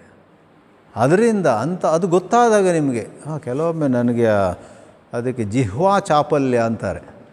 ಜಿಹ್ವಾ ಚಾಪಲ್ಯ, ತಿನ್ನುವುದ್ರ ಬಗ್ಗೆ ಕೂಡ ಜಿಹ್ವೆಗೆ ಚಾಪಲ್ಯ ಇರುತ್ತೆ, ಮಾತಾಡುವುದ್ರ ಬಗ್ಗೆ ಕೂಡ. ನಾವು ಈ ಥರ ಪ್ರವಚನ ಮಾಡುವವರಿಗೂ ಒಮ್ಮೆ ಯಾವುದೋ ಒಂದು ಹಾಸ್ಯದ ಉದಾಹರಣೆ ಜ್ಞಾಪಕ ಆಗುತ್ತೆ, ಅದಕ್ಕೂ ಹೇಳುವ ವಿಷಯಕ್ಕೂ ಸಂಬಂಧ ಇರಲ್ಲ, ಅದರ ತವಕ ಆಗುತ್ತೆ ನಮಗೆ. ಅದನ್ನು ಹೇಗಾದರೂ ಮಾಡಿ ವಿಷಯಕ್ಕೆ ಜೋಡಿಸಿ ಬಿಟ್ಬಿಡ್ತೀವಿ. 10 ಜನ ನಕ್ಕಾಗ ನಮಗದೇನೋ ಖುಷಿ. ನಾನು ಹಲವಾರು ವರ್ಷ ಆಗಿದ್ದೆ, ಇತ್ತೀಚೆಗೆ ನಾನು ಸ್ವಲ್ಪ ಜೋಪಾನವಾಗಿದ್ದೀನಿ. ಆ ಥರ ಸಂಬಂಧ ಇಲ್ಲದಿದ್ದರೆ ಅದನ್ನು ಸನ್ಯಾಸ ಮಾಡಿಬಿಡಬೇಕು, ಅದನ್ನು ಬಿಡಬೇಕು. When it is not relevant, just because it's a nice joke, don't somehow connect it ಅಂತ ಹೇಳಿಕೊಂಡು, ಇಲ್ಲೆಲ್ಲ ಉಪರತಿ ಬೇಕು. We have to withdraw. ಜೀವನ ಅನ್ನೋದು ಶಾಶ್ವತವಲ್ಲ, ಎಲ್ಲದನ್ನು ಮುಂದೂಡಿ ಇಲ್ಲ ಇನ್ನೊಂದು ಸ್ವಲ್ಪ ಕಾಲ ನಾನು ಸಿನಿಮಾ ನೋಡ್ತಾ ಇರ್ತೀನಿ, ಇನ್ನೊಂದು ಸ್ವಲ್ಪ ಕಾಲ ವೀಡಿಯೋ ನೋಡ್ತಾ ಇರ್ತೀನಿ, ಇನ್ನೊಂದು ಸ್ವಲ್ಪ ಕಾಲ ನನಗೆ ದುರಭ್ಯಾಸ ಗೊತ್ತು. ನೀವು ಹೇಳೋದು ಬೇಡ, ನನಗೆ ಗೊತ್ತು ಅದು ದುರಭ್ಯಾಸ ಅಂತ. ಅದು ನನಗಿನ್ನೂ 72 ಅಷ್ಟೇ, 75ರವರೆಗೆ ಆ ದುರಭ್ಯಾಸ ಇಟ್ಕೊಂಡಿರ್ತೀನಿ ಅಂತ. 75 ನಂತರ ಇರ್ತೀರಂತ ಏನು ಗ್ಯಾರಂಟಿ ನಿಮಗೆ? ನಿಮ್ಮ ಕಣ್ಣೆದುರಿಗೆ 54, 62 ಎಲ್ಲ ಹೋಗಿದ್ದಾರೆ. ಆದರೂ 75 ಆದ ನಂತರ ನಾನು ಈ ಒಂದು ಕೆಟ್ಟ ಅಭ್ಯಾಸ ಬಿಡ್ತೀನಿ ಅಂತ. ಕೆಟ್ಟ ಅಭ್ಯಾಸ ಇರ್ಬೋದು, ಪರಧರ್ಮ. ಶ್ರೀಕೃಷ್ಣ ಗೀತೆಯಲ್ಲಿ ಹೇಳ್ತಾನೆ, ಪರಧರ್ಮೋ ಭಯಾವಹ. ನಮ್ಮ ಕೆಲಸ ಅಲ್ಲದ್ದನ್ನು ನಾವು ಮಾಡಲಿಕ್ಕೆ ಹೋದರೆ ಅದು ಒಳ್ಳೆಯದಲ್ಲ. ಅದು ವೃತ್ತಿಯಲ್ಲಿರ್ಬೋದು ಅಥವಾ ಕುಟುಂಬದಲ್ಲಿ ರೋಲ್ ಪ್ಲೇಯಿಂಗ್ ಇರುತ್ತೆ ನೋಡಿ, the right person has to play. ನನ್ನ ತಮ್ಮನ ಹೆಂಡತಿಗೆ ತಮ್ಮ ಮಾತಾಡಿಸೋದೇ ಇಲ್ಲ, ನಾನೇ ಹೆಚ್ಚು ಮಾತಾಡಿಸೋದೇ ಸರಿಯಲ್ಲ. ತಮ್ಮನಿಗೆ ಬಹುಶಃ ನಾನು ಕರೆದು ಟ್ರೈನ್ ಮಾಡಬೇಕು. ನೋಡಪ್ಪ, ನೀನು ನಿನ್ನ ಹೆಂಡತಿ ಹತ್ರ ಹೆಚ್ಚು ಮಾತಾಡೋದಿಲ್ಲ, ಯಾಕೆ? ಅವಳು ಬೇಸರದಲ್ಲಿರ್ತಾಳೆ, ಸ್ವಲ್ಪ ಮಾತಾಡೋದು ಕಲಿಯಪ್ಪ. ನೋಡು, ನಾನು ನನ್ನ ಹೆಂಡತಿ ಜೊತೆ ಹೇಗೆ ಮಾತಾಡ್ತಾ ಇದ್ದೀನಿ, ನಿನ್ನ ಅತ್ತಿಗೆ ಜೊತೆ ನಾನು ಮಾತಾಡೋದು ನೋಡಿಲ್ವಾ ನೀನು ಅಂತ ಅವನನ್ನು ತರಬೇತಿಗೊಳಿಸೋದು ಬಿಟ್ಟು ಮಾತಾಡಿಸೋದಿಲ್ಲ. ಬಾಮ್ಮ ಇಲ್ಲಿ ಕೂತ್ಕೋ ಅಂತ ನಾವು ಮಾತಾಡೋದು. ಜನರು ಏನೇನೋ ಮಾತಾಡೋಕೆ ಶುರು ಮಾಡ್ತಾರೆ, ಇವ್ರದ್ದೇನು ಕತೆ ನಡೀತಿದೆ ಅಂತ. ವಿವಿಧವಾದ ಅವಾಂತರ ಅಂತಾರೆ ಅದಕ್ಕೆ. ಅವಾಂತರ ಅಂದರೆ ಆಗಬಾರದ್ದಾಗತ್ತೆ, ಬೇರೆ ಬೇರೆ ಅವಾಂತರಗಳಾಗ್ತವೆ. ಸೊ ಪ್ರಪಂಚದಲ್ಲಿ ನಾವು ಬೇರೆ ಬೇರೆ ಪಾತ್ರಗಳನ್ನು ವಹಿಸುವಾಗ ಮಾಡತಕ್ಕದ್ದು ಮತ್ತು ಮಾಡದಿದ್ದರೆ ಲೇಸು ಅನ್ನುತ್ತಾರೆ. ಆ ಮಾಡದಿದ್ದರೆ ಲೇಸು ಅನ್ನುವಂಥ ಯಾವ ಪರಿಸ್ಥಿತಿ, ಅದರಿಂದ ಹಿಂತೆರೆಯುವುದು, ಹಿಂದೇಟು ಹಾಕುವಂಥದ್ದು, ಅದಕ್ಕೆ ಉಪರತಿ ಅಂತಾರೆ. ಉಪರತಿ. ಶಮ ದಮ ಉಪರಮ ತಿತಿಕ್ಷಾ ಶ್ರದ್ಧಾ ಸಮಾಧಾನ ಅಂತ ಒಂದು ಗುಂಪಿದೆ. ಶಾಂತ್ಯಾದಿಹಿ ಅನ್ನುವ ಶಬ್ದದಿಂದ ಆ ಆರನ್ನು ಕೂಡ ನಾವು ಬೆಳೆಸ್ಕೊಳ್ಬೇಕು. ಶಾಂತ್ಯಾದಿ ಪರಿಚೀಯತಾಂ, ನಂತರ ದೃಢತರಂ, ಬಹಳ ದೃಢವಾಗಿ, ಮತ್ತು ಆಶು, ಕರ್ಮ ಆಶು ಅನ್ನುವಲ್ಲಿ ಒಂದು ಆಶು ಶಬ್ದ ಇದೆ. ಆಶು ಅಂದರೆ ಬೇಗನೆ, ಆಶು ಅಂದರೆ ಕ್ವಿಕ್ಲಿ. ಶಿವನಿಗೆ ಒಂದು ಹೆಸರು ಆಶುತೋಷ ಅಂತ. ಯಾಕಂದರೆ ಅವನು ವಿಷ್ಣು ಅಥವಾ ಬ್ರಹ್ಮ ಅವರಿಗೆ ಹೋಲಿಸಿದರೆ ಬಹಳ ಬೇಗ ಸಂತೋಷಗೊಳ್ತಾನಂತೆ, ಬಹಳ ಬೇಗ ಅವನು ಸಂತುಷ್ಟನಾಗಿ ವರಗಳನ್ನು ಕೊಡ್ತಾನಂತೆ. ಹಾಗಂತ ಹೇಳ್ತಾರೆ. ಶಿವನಿಗೊಂದು ಹೆಸರು ಆಶುತೋಷ. ಆಶು ಅಂದರೆ ಬೇಗನೆ, ಕ್ವಿಕ್ಲಿ, ಬಲವಾಗಿ ಮತ್ತು ಬೇಗ ಕರ್ಮ ವಾಸನೆಯನ್ನು ಸಂತ್ಯಜ್ಯತಾಂ. ತ್ಯಜ್ಯತಾಂ ಅಂದರೂ ಒಂದೇ, ಸಂತ್ಯಜ್ಯತಾಂ ಅಂದರೂ ಒಂದೇ. ತ್ಯಾಗ ಮಾಡಬೇಕು. ಕರ್ಮವಾಸನೆಯನ್ನು ನಾವು ಹೆಚ್ಚೆಚ್ಚು ಮೇಲೆ ಹೋಗಬೇಕಂದ್ರೆ ಕರ್ಮವಾಸನೆ ಬಿಡಲೇಬೇಕು. ಇಲ್ಲವಾದರೆ ಶ್ರೀಕೃಷ್ಣನೇ ಗೀತೆಯಲ್ಲಿ ಕರ್ಮವನ್ನು ಎಷ್ಟು ಹೊಗಳಿದ್ದಾನೆ ನೋಡಿ. ಅದರಲ್ಲಂತೂ ಒಂದು ಪಂಕ್ತಿ ಇದೆ 3ನೇ ಅಧ್ಯಾಯದಲ್ಲಿ, ಸಿದ್ಧಿರ್ಭವತಿ ಕರ್ಮಜ. ಸಿದ್ಧಿ ಅಂದರೆ ಯಶಸ್ಸು. ನಾವೆಲ್ಲರೂ ವಿಶೇಷವಾಗಿ ಮಧ್ಯವಯಸ್ಕರು ಅಥವಾ ಯುವಕರಾಗಿದ್ದರೆ ಯಶಸ್ಸನ್ನು ಬಯಸ್ತೀವಿ. We are after success. ಆ ವಾಸನೆ ಆಮೇಲೆ ಅಷ್ಟು ಸುಲಭವಾಗಿ ಹೋಗೋದಿಲ್ಲ. ಆದರೆ ಯೌವನದಲ್ಲಿ ಮತ್ತು ಮಧ್ಯ ವಯಸ್ಸಿನಲ್ಲಿ I want to be successful ಅಂತಿರುತ್ತೆ. And Gita says success is the result of karma. IIT ಮದ್ರಾಸಿನ ಲೋಗೋ ಅಂತೇವೆ ನೋಡಿ, ಎಂಬ್ಲೆಮ್, ಅದರಲ್ಲಿ ಗೀತೆಯ ವಾಕ್ಯ ಹಾಕಿದ್ದಾರೆ, ಸಿದ್ಧಿರ್ಭವತಿ ಕರ್ಮಜ. ಅದು ಒಂದು ಹಂತದಲ್ಲಿ 100ಕ್ಕೆ 100 ಸತ್ಯ. ಕೆಲಸದಿಂದಲೇ ಉದ್ಯಮೇನೈವ ಸಿದ್ಧ್ಯಂತಿ ಕರ್ಮಾಣಿ ನ ಮನೋರಥೈ ಅಂತ ಒಂದು ಸುಭಾಷಿತ ಇದೆ. ನಾವು ಎದ್ದು ಕೆಲಸ ಮಾಡಿದರೆ ನಮಗೆ ಯಶಸ್ಸು ಸಿಗುತ್ತೆ. ಸುಮ್ಮನೆ ಇದ್ದರೆ ಹೇಗೆ ಯಶಸ್ಸು ಸಾಧ್ಯ? ಆದ್ದರಿಂದ ಕರ್ಮಕ್ಕೆ ಮಹತ್ವ ಇದೆ. ಆದರೆ ಅಧ್ಯಾತ್ಮದಲ್ಲಿ ಹೆಚ್ಚು ಮುಂದೆ ಮುಂದೆ ಹೋದಾಗೆ, ನಿನ್ನೆ ಇದನ್ನು ವಿಸ್ತಾರವಾಗಿ ಮಾತಾಡಿದ್ದೆ, ಕರ್ಮ ಎಷ್ಟಂದರೂ ಅಲ್ಪ. ನಮಗೆ ಬೇಕಾಗಿರುವುದು ಅನಂತ. ನಮಗೆ ಬೇಕಾಗಿರುವುದು ಶಾಶ್ವತವಾದ ಸುಖ. ಶಾಶ್ವತವಾದ ಸುಖಕ್ಕೆ ಕರ್ಮವನ್ನು ಸ್ವಲ್ಪ ಕಡಿಮೆ ಮಾಡಿಕೊಂಡು ಜ್ಞಾನವನ್ನು ನಾವು ಸ್ವೀಕರಿಸಬೇಕು. ಆತ್ಮಜ್ಞಾನ, ಭಗವಜ್ಞಾನ. ಭಕ್ತಿಯಲ್ಲಿ ಭಗವಂತನ ಬಗ್ಗೆ ತಿಳ್ಕೊಳ್ಬೇಕು ನಾವು. ಭಗವಂತ ಶಿವ ಆಗಲಿ, ವಿಷ್ಣು ಆಗಲಿ, ರಾಮ ಆಗಲಿ, ನಾವು ಗೊತ್ತಪ್ಪ, ರಾಮಾಯಣ ಯಾರಿಗೆ ಗೊತ್ತಿಲ್ಲ, ನನಗೆ ಗೊತ್ತು. ಈಗ ನನಗೆ ರಾಮನ ಬಗ್ಗೆ ನೀವು ಹೇಳಬೇಡಿ, ಅದು ಆರ್ಟಿಫಿಷಿಯಲ್ ಇಂಟೆಲಿಜೆನ್ಸ್ ಒಂದು ಕೋರ್ಸ್ ಮಾಡಬೇಕಂತಿದ್ದೀನಿ, ಏನು ಅಭಿಪ್ರಾಯ ನಿಮ್ಮದು ಅಂತ ಕೇಳ್ತಾರೆ. ಎಷ್ಟು ವಯಸ್ಸು ನಿಮಗೆ? 74. 74ರವರು ಅಲ್ಲಿ ಅಡ್ವರ್ಟೈಸ್ ಮಾಡುವವರು ಮಾಡ್ತಾರೆ, ಏಜ್ ಗ್ರೂಪ್ 10 to 100 ಅಂತ ಹಾಕ್ತಾರೆ ಅವರು. ಈಗೆಲ್ಲ ಕೋರ್ಸ್ ಇವಂತೆ ಏನೋ ಇದೆ ನೋಡಿ ಕೆಲವು ಸಾಫ್ಟ್ವೇರ್. ಇನ್ನೊಂದು ಯಾವುದದು ಕ್ಲಾಡ್ ಮತ್ತು ಕೋರ್ಸಿವ್, ಅದು ಕೆಲವುದು artificial intelligence, machine learning and AI. ಅದು ನಮ್ಮಂಥ ವಯಸ್ಸಾದವ್ರಿಗೆ ಕೆಲವೊಮ್ಮೆ ಆಕರ್ಷಣೆ ಆಗುತ್ತೆ, ಸ್ವಲ್ಪ ಇದು ಕಲ್ತ್ರೆ ಹೇಗೆ ಅಂತ. ಕರ್ಮಾಶು ಸಂತ್ಯಜ್ಯತಾಂ. ನೀವಿನ್ನು ಕಲಿಯೋಕ್ಕೆ ಹೋಗಬೇಡಿ, ಅದೆಲ್ಲ ಆಯಿತು. ಯುವಕರಿದ್ದಾರೆ, ಅವ್ರ ಹತ್ರ ಮಾಡಿಸಿ, ನಿಮಗೇನು ಬೇಕು ಹೇಳಿ ಅವ್ರು ಮಾಡಿಕೊಡ್ತಾರೆ. ಅದು ನೀವು 28 ಗಂಟೆಗಳಲ್ಲಿ AI ಸರ್ಟಿಫೈಡ್ ಆಗುತ್ತೆ, ಅದೆಲ್ಲ ಆಸೆ ಇಟ್ಕೊಳ್ಬೇಡಿ ಅಂತ ಇಲ್ಲಿ ಹೇಳ್ತಾ ಇದೆ. ದೃಢತರಂ ಆಶು ಕರ್ಮ ಸಂತ್ಯಜ್ಯತಾಂ. ಯಾಕಂದರೆ ಎವ್ರಿಥಿಂಗ್, ಅದು ಪ್ರತಿಯೊಂದರಲ್ಲೂ ಎಷ್ಟೋ ಸಮಯ ಹೋಗುತ್ತೆ, ಎಷ್ಟೋ ಶಕ್ತಿ ವ್ಯಯವಾಗುತ್ತೆ. ಅದರಿಂದ ನೀವು ಪುನಃ ಪರಿಶೀಲನೆ ಮಾಡಬೇಕು. 40, 50, 55 ಅಥವಾ ನಿಮ್ಮಲ್ಲಿ ಏನೋ ಒಂದು ಸಂಕಟ ಬಂದರೆ ಅದು ಕಲೀಲೇಬೇಕು. ಎಷ್ಟೋ ಜನರಿಗೆ ಯಾವುದೋ ಕಾರಣದಿಂದ 55, 60 ಆದರೂ ಕೂಡ ಅವರು ಗಳಿಸಿದ ಸಂಪತ್ತು ಹೇಗೋ ಹೊರಟು ಹೋಗಿರುತ್ತೆ ಏನೋ ಪರಿಸ್ಥಿತಿಯಿಂದ. ಆಗ ಅವ್ರನ್ನ ಅಪ್ಡೇಟ್ ಮಾಡ್ಕೊಳ್ಬೇಕು, ಆಗ ಕಲೀಲಿ. ಇದನ್ನು ನಾವು ಯಾವ ನಿಯಮವನ್ನು ಸಾರ್ವತ್ರಿಕವಾಗಿ ಹೇಳಲಿಕ್ಕೆ ಸಾಧ್ಯ ಇಲ್ಲ. ಪ್ರತಿಯೊಬ್ಬರ ಪರಿಸ್ಥಿತಿ ಬೇರೆ, ಅದು ಬೇರೆ ವಿಷಯ. ಆದರೆ ಹೆಚ್ಚಾಗಿ ಒಂದಷ್ಟು ವಯಸ್ಸಾದ ನಂತರ ನಾವು ಇನ್ನೂ ದುಡಿಯಬೇಕು, ಸಂಪಾದಿಸಬೇಕು. ಈಗ ನನಗೆ ಬರೀ 3 ಮನೆಗಳಿರೋದು, ಇನ್ನೊಂದು 2 ಬೇಕು. 3 ಮನೆ ಇದೆ, ಇನ್ನೊಂದು 2 ಯಾಕೆ? ಅಲ್ಲ, ಅದು ದುಃಖದ ವಿಷಯ ಅಂದರೆ ಈ 3 ಬೆಂಗಳೂರಲ್ಲಿವೆ. ಓಹೋ, ಮತ್ತೆ ಎಲ್ಲಿ? ಒಂದು ಸಮುದ್ರ ತೀರದಲ್ಲಿ, ಆಮೇಲೆ ಒಂದು ಗುಡ್ಡದ ಮೇಲೆ. ಅದೆರಡು ಆಗಿಬಿಟ್ರೆ ಮತ್ತೇನು ಬೇಡ ಅಂತ. ಸ್ವಾಮಿ, ಹಾಗೆಲ್ಲ ನೀವು ಹನುಮಂತನ ಬಾಲದ ಥರ ಅದನ್ನು ಉದ್ದಗೊಳಿಸ್ತಾ ಹೋದರೆ ಒಳ್ಳೆಯದು. ಗುಡ್ಡದ ಮೇಲೆ ಮನೆ ಆಗುತ್ತೆ ನಿಮ್ಮದು, ಅರಮನೆ ಕಟ್ಟಿ. ಸಮುದ್ರ ತೀರದಲ್ಲೂ ಕೂಡ ಎಲ್ಲರೂ ಅಸೂಯೆ ಪಡುವಂಥ ರೀತಿ ಮನೆ ಕಟ್ಟಿ ನೋಡು, ಮದುವೆ ಮಾಡಿ ನೋಡು ಅಂತ ಎರಡು, ಅದು ಬೇರೆ ಬೇರೆ ಪಿಕ್ಚರ, ಒಂದೇ ಪಿಕ್ಚರ್ ಬಂದಿತ್ತು ಭಾಳ ಹಿಂದೆ. ಮನೆ ಕಟ್ಟಿ ನೋಡು, ಯಾವಾಗಲೂ 5 ಮನೆ ಕಟ್ಟಿ ನೋಡು ಅಂತ ಬಂದಿಲ್ಲ ಇಲ್ಲಿವರೆಗೆ. ಚಂದವಾದ ಒಂದು ಮನೆ ಕಟ್ಕೊಳ್ಳಿ, ಹರ ಮಹಾದೇವ್ ಅಂತ ಅಲ್ಲಿ ಸುಖವಾಗಿರಿ. ಅಥವಾ 3 ಆಯಿತು ಇಲ್ಲಾದರೂ ನಿಲ್ಲಿಸಿ. ಯಾಕಂದರೆ ಜ್ಞಾನಕ್ಕೆ ನೀವು ಅಧ್ಯಾತ್ಮ ಜ್ಞಾನ, ಯಾವ ಅಧ್ಯಾತ್ಮ ಜ್ಞಾನದಿಂದ ನಿಮಗೆ ಎಂದೆಂದಿಗೂ ಸುಖ ಶಾಂತಿ ಸಿಗುತ್ತೋ ಅದಕ್ಕೋಸ್ಕರ ತ್ಯಾಗ ಮಾಡಬೇಕಾಗುತ್ತೆ. ಅದೆಲ್ಲ ನಾವು ಅಂದ್ಕೊಳ್ತೀವಿ, ಒಟ್ಟು ಆಗೋಲ್ಲ. ಯಾವಾಗ ನೀವು ಅಂದ್ಕೊಳ್ಳೋದು ನಿಮ್ಮಿಂದ ಆಗೋಲ್ವೋ ಆವಾಗ ಒಬ್ಬ ಒಳ್ಳೆ ವಿದ್ವಾಂಸರ ಜೊತೆ ನೀವು ಸಂಪರ್ಕದಲ್ಲಿರಬೇಕು. ಸದ್ವಿದ್ವಾನ್ ಉಪಸೃಪ್ಯತಾಂ. ಉಪಸೃಪ್ಯತಾಂ ಅಂದರೆ ಪುನಃ ಕರ್ಮಣಿ ಪ್ರಯೋಗ. ಉಪಸರ್ಪ ಅಂದರೆ ಹತ್ತಿರ ಹೋಗು. ಉಪಸೃಪ್ಯತಾಂ ಹತ್ತಿರ ಹೋಗುವುದಾಗಲಿ, ನಿಮ್ಮಿಂದ ಹತ್ತಿರ ಹೋಗುವುದು ಆಗಲಿ ಅಂತ ಆ ಭಾವೇ ಪ್ರಯೋಗ ಹೇಳುವುದು ಕಷ್ಟ, but it means that only. ಹಾಲು ಕುಡಿ ಅನ್ನೋ ಬದಲು ನಿನ್ನಿಂದ ಹಾಲು ಕುಡಿಯಲ್ಪಡಲಿ ಅಂತ ಹೇಳಿದಾಗೆ. ಸದ್ವಿದ್ವಾನ್, ದೇವರ ದಯೆಯಿಂದ ಈ ಕಲಿಕಾಲದಲ್ಲಿಯೂ ಕೂಡ, ಈ ಕಲಿಯುಗದಲ್ಲೂ ಕೂಡ ನಮ್ಮಲ್ಲಿ ಪ್ರತಿ ಊರಿನಲ್ಲೂ ಇರ್ತಾರೆ.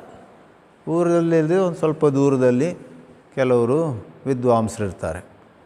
ಅವರ ಸನ್ನಿಧಿ, ಅವರ ಪಕ್ಕ ಇರೋದು, ಅವರ ಸತ್ಸಂಗಗಳನ್ನು ಕೇಳೋದ್ರಿಂದ ಕೆಲವೊಮ್ಮೆ ಒಮ್ಮೆಲೆ ಇಲ್ಲಿವರೆಗೆ ಅರ್ಥ ಆಗದಿದ್ದದ್ದು ಅರ್ಥ ಆಗಿಬಿಡುತ್ತೆ. ಸದ್ವಿದ್ವಾನ್ ಉಪಸೃಪ್ಯತಾಂ. ಮತ್ತು 8, 6, 14 14ನೇ ಉಪದೇಶ ಏನು? ಪ್ರತಿದಿನಂ ತತ್ಪಾದುಕಾ ಸೇವ್ಯತಾಂ. ದಿನದಿನವೂ ಅವರ ಪಾದುಕೆಗಳನ್ನು ಸೇವಿಸಬೇಕು ಅಥವಾ ಅರ್ಚಿಸಬೇಕು ಅಂತ. ಅದನ್ನು ನೀವು ಅಕ್ಷರಶಃ ತಗೊಳ್ಬೇಕಾಗಿಲ್ಲ. ಅದರ ಅರ್ಥ ಏನಂತ ಹೇಳಿದರೆ ಅವರನ್ನು ಗೌರವದಲ್ಲಿ ನೋಡಬೇಕು. ಯಾಕಂದರೆ ಪ್ರತಿ ಗುರುವಿನ ಬಗ್ಗೆಯೋ ಪ್ರತಿ ವಿದ್ವಾಂಸನ ಬಗ್ಗೆಯೋ 10 ದಿವಸದೊಳಗೆ ನಿಮಗೇನೋ ಒಂದು ಅಶ್ರದ್ಧೆ ಆದರೆ, ಇವರು ಬಟ್ಟೆ ಸರಿ ಧರಿಸ್ತಾ ಇಲ್ಲ, ಅವ್ರ ಭಾಷೆ ಸರಿ ಇಲ್ಲ, ಇವರು ಆ ದಿವಸ ವೀಳ್ಯದೆಲೆ ತಿನ್ನೋದು ನೋಡಿದೆ, ಅದು ಒಳ್ಳೆಯ ಆಚಾರ ಅಲ್ಲ. ಮತ್ತೊಬ್ಬರು ನಾನು ವಿಷ್ಣು ಭಕ್ತ, ಇವರು ಶಿವ ಭಕ್ತರು, ನಾನು ಮುರುಗನ ಭಕ್ತ, ಇವರು ಗಣೇಶನ ಭಕ್ತರು, ಸರಿ ಆಗೋದಿಲ್ಲ. ಒಟ್ಟಾದರೆ ಒಂದಲ್ಲ ಒಂದು ರೀತಿಯಲ್ಲಿ ನೀವು ಏನದು ಗುರು ಶಾಪಿಂಗ್ ಅಂತಾರಲ್ಲ, ಚೇಂಜಿಂಗ್, ಹಾಗೆ ಮಾಡಬಾರ್ದು. ಸಾಮಾನ್ಯ ರೀತಿಯಲ್ಲಿ ನೋಡಿಕೊಳ್ಳಿ ಅವ್ರ ಜ್ಞಾನ ಹೇಗಿದೆ, ಅವ್ರ ಮಾತು ಹೇಳೋದ್ರಿಂದ ನಮಗೆ ಉಪಯೋಗ ಲಾಭ ಇದೆಯಾ ಅಂತ. ಆಮೇಲೆ ಹಾಗೇನಾದ್ರು ಸಂಶಯ ಇದ್ದರೆ ಕೀಪ್ ಎ ಲಿಟಲ್ ಡಿಸ್ಟೆನ್ಸ್. ಈ ಕಾಲದಲ್ಲಿ ಕಲಿಯುಗದಲ್ಲಿ ಎಷ್ಟೋ ಗುರುಗಳದ್ದು ಏನೋ ಸ್ಕ್ಯಾಂಡಲ್ ಎಲ್ಲ ಬರುತ್ತೆ, ಸತ್ಯ. ಈಗ ನಮ್ಮ ಬಿಡದಿಯಲ್ಲೇ ಆಯ್ತಲ್ಲ, ಒಬ್ಬರು ಸ್ವಾಮಿಗಳದ್ದು ಏನೆಲ್ಲ ರಾದ್ದ ಅಂತ ಆಯಿತು. ಅದು ಎಷ್ಟೋ ಮಂದಿ ಆ ನಂತರ ಬಹಳ ಬೇಸರಪಟ್ಟರು. ಆದ್ದರಿಂದ ಒಂದು ವೇಳೆ ನಿಮಗೆ ಸ್ವಲ್ಪ ಸಂಶಯ ಇದ್ದರೆ ಒಬ್ಬ ಗುರುವಿನ ಚರಿತ್ರದ ಬಗ್ಗೆ, ಆವಾಗ ಭಾಳ ಹತ್ತಿರ ಹೋಗಬೇಡಿ. ಇಲ್ವಾದ್ರೆ ಹೃದಯಾಘಾತವಾದೀತು, ಹತ್ತಿರ ಹೋಗಬೇಡಿ. ಆದರೆ ಕ್ಲಾಸ್ ಅಟೆಂಡ್ ಆಗಿ ತಿಳ್ಕೊಳ್ಳಿ, ಎಷ್ಟು ಬೇಕೋ ಅಷ್ಟು ಇಟ್ಕೊಳ್ಳಿ. ಆಮೇಲೆ ಗಾಡ್ ವಿಲ್ಲಿಂಗ್ ಸ್ವಲ್ಪ ಕಾಲದ ನಂತರ ಹಾಗೇನು ಅವರಲ್ಲಿ ಇಲ್ಲ, ಅಥವಾ ಒಂದು ಕಾಲದಲ್ಲಿ ಅವರಿಂದ ತಪ್ಪಾಗಿದ್ದಿರ್ಬೋದು, ಈಗ ಅಂತೂ ಅವರು ಬದಲಾಗಿದ್ದಾರೆ. ಈಗ ಅವರಿಗೆ ಯಾವ ಹೆಣ್ಣು ಹೊನ್ನು ಮಣ್ಣು ಏನೂ ಬೇಡ ಅನ್ನುವಂಥ ಖಾತ್ರಿ ಆಗ್ಬೋದು ನಿಮಗೆ, ಸಾಧ್ಯತೆ. ಆವಾಗ ಹೆಚ್ಚು ವಿಶ್ವಾಸ ಬಂದಾಗೆ. ಇವರು ಪ್ಯಾಂಟ್ ಶರ್ಟ್ ಹಾಕ್ಕೊಳ್ತಾರೆ, ಇವರು ಸ್ವತಃ ಮೋಟ್ರ್ ಬೈಕ್ ಮೇಲೆ ಹೋಗ್ತಾರೆ, ಆದರೂ ಕೂಡ ಅವ್ರ ಪ್ರವಚನ ಕೇಳಿ ಅವರು ಒಳ್ಳೆ ಹೇಳ್ತಾರೆ. ಮತ್ತು ಅವರದ್ದು ದಿನಚರ್ಯೆ ನೋಡಿದರೆ ನಿಜವಾದ ಶುದ್ಧವಾಗಿಯೇ ಇದ್ದಾರೆ. ಅವ್ರದ್ದು ಯಾವುದೋ ಒಂದು ವಿಶೇಷವಾದ ಮಠ ಇಲ್ಲದೆ ಇರ್ಬೋದು ಇತ್ಯಾದಿಯಾಗಿ ನಿಮಗೆ ಗೊತ್ತಾಗುತ್ತೆ. So till then be cautious ಅಷ್ಟೇ. ಸದ್ವಿದ್ವಾನ್ ಉಪಸೃಪ್ಯತಾಂ ಪ್ರತಿದಿನಂ ತತ್ಪಾದುಕಾ ಸೇವ್ಯತಾಂ. ಪಾದುಕೆಗಳನ್ನು ಸೇವನೆ ಮಾಡಬೇಕು ಅಥವಾ ಪೂಜಿಸಬೇಕು. ಸೇವನೆ ಅಂದರೆ ಪೂಜಿಸೋದಿಲ್ಲಿ, ಅದ್ರದ್ದು ಅಕ್ಷರಶಃ ತಗೊಳ್ಬೇಕಾಗಿಲ್ಲ. ಎಲ್ಲರೂ ಆ ಗುರುವಿನ ಪಾದುಕೆ ಸೇವನೆ ಮಾಡ್ತೀವಿ ಅಂತ ಹೋದರೆ ಅವರಿಗೆ ಎಷ್ಟು ಕಷ್ಟ ಆಗುತ್ತೆ ನೋಡಿ. ಆದ್ದರಿಂದ ಕೆಲವು ಗುರುಗಳು ಮೊದಲೇ ಹೇಳ್ತಾರೆ, ನೀವು ನಮಗೆ ಸೇವೆ ಮಾಡಬೇಕಂತಿದ್ದೀರಾ, ದಯವಿಟ್ಟು ನಾವು ಹೇಳಿದ್ದನ್ನು ಪಾಲಿಸಿ, ಅದೇ ನಮಗೆ ಸೇವೆ ಅಂತ ಹೇಳಿಬಿಡ್ತಾರೆ. Please try to live my teachings, that is the greatest service you will do to me. Don't ask me for ಅದು ಇದು ಅಂತ. ಕೆಲವೊಮ್ಮೆ ಆಶ್ರಮಗಳಲ್ಲಿ ಇದಾಗ್ತದೆ, ಹಲವಾರು ಶಿಷ್ಯರು ಬಂದು ನಿಮ್ಮ ಬಟ್ಟೆ ನಾವು ಅಸ್ತ್ರಿ ಮಾಡ್ತೀವಿ, ನಿಮ್ಮ ಬಟ್ಟೆ ನಾವು ಒಗಿತೀವಿ, ಆಮೇಲೆ ನಿಮ್ಮ ರೂಮಿಗೆ ಬಂದ್ಕೊಂಡು ನಿಮ್ಮದೇನೋ ಒಂದು ಆಸನವೋ ಅಥವಾ ಬೆಡ್ಡು ಮತ್ತೊಂದು ಯಾವುದನ್ನು ನಾವೇ ಬಟ್ಟೆ ಬದಲಾಯಿಸ್ತೀವಿ ಅಂತ. ಈ ಗುರು ಎಲ್ಲರಿಗೆ ಆಯ್ತಪ್ಪ ಶನಿವಾರ ನೀವು ಮಾಡಿ, ಸೋಮವಾರ ಅವ್ರು ಮಾಡಿ, ಮಂಗಳವಾರ ಇವ್ರು ಮಾಡಿ ಅಂತ ಮಾಡಿದರೆ ಕಡೆಗೆ ಗುರು ಆ ಟೈಮ್ ಟು ಇವ್ರು ಯಾರು ಬರ್ತಾರಪ್ಪ ಇವತ್ತು ಇನ್ನೂ ಬಂದಿಲ್ಲ, ಇದು ಯಾರು ಸರದಿ ಇದು, ಗುರುವಿಗೆ ಮತ್ತೆ ಶಾಂತಿ ಸಿದ್ಧ ಶಾಂತಿ ಹೊರಟು ಹೋಗ್ತದೆ.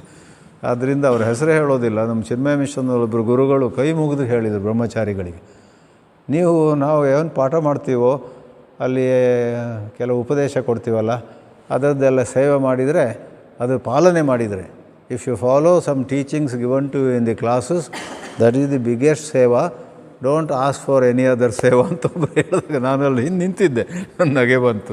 ಈ ಥರವೂ ಆಗುತ್ತಲ್ಲ. ಗೃಹಸ್ಥಾಶ್ರಮವೂ ಒಂದು ಸಂಸಾರ, ಆಶ್ರಮ ಇನ್ನೊಂದು ಸಂಸಾರ ಆಗೋದು ಬಹಳ ಸುಲಭವಾಗಿ ಆಗಿಬಿಡುತ್ತೆ. ಆದ್ದರಿಂದ don't take this instruction literally. ಬ್ರಹ್ಮೈಕಾಕ್ಷರಮರ್ಥ್ಯತಾಂ 15ನೇ ಉಪದೇಶ.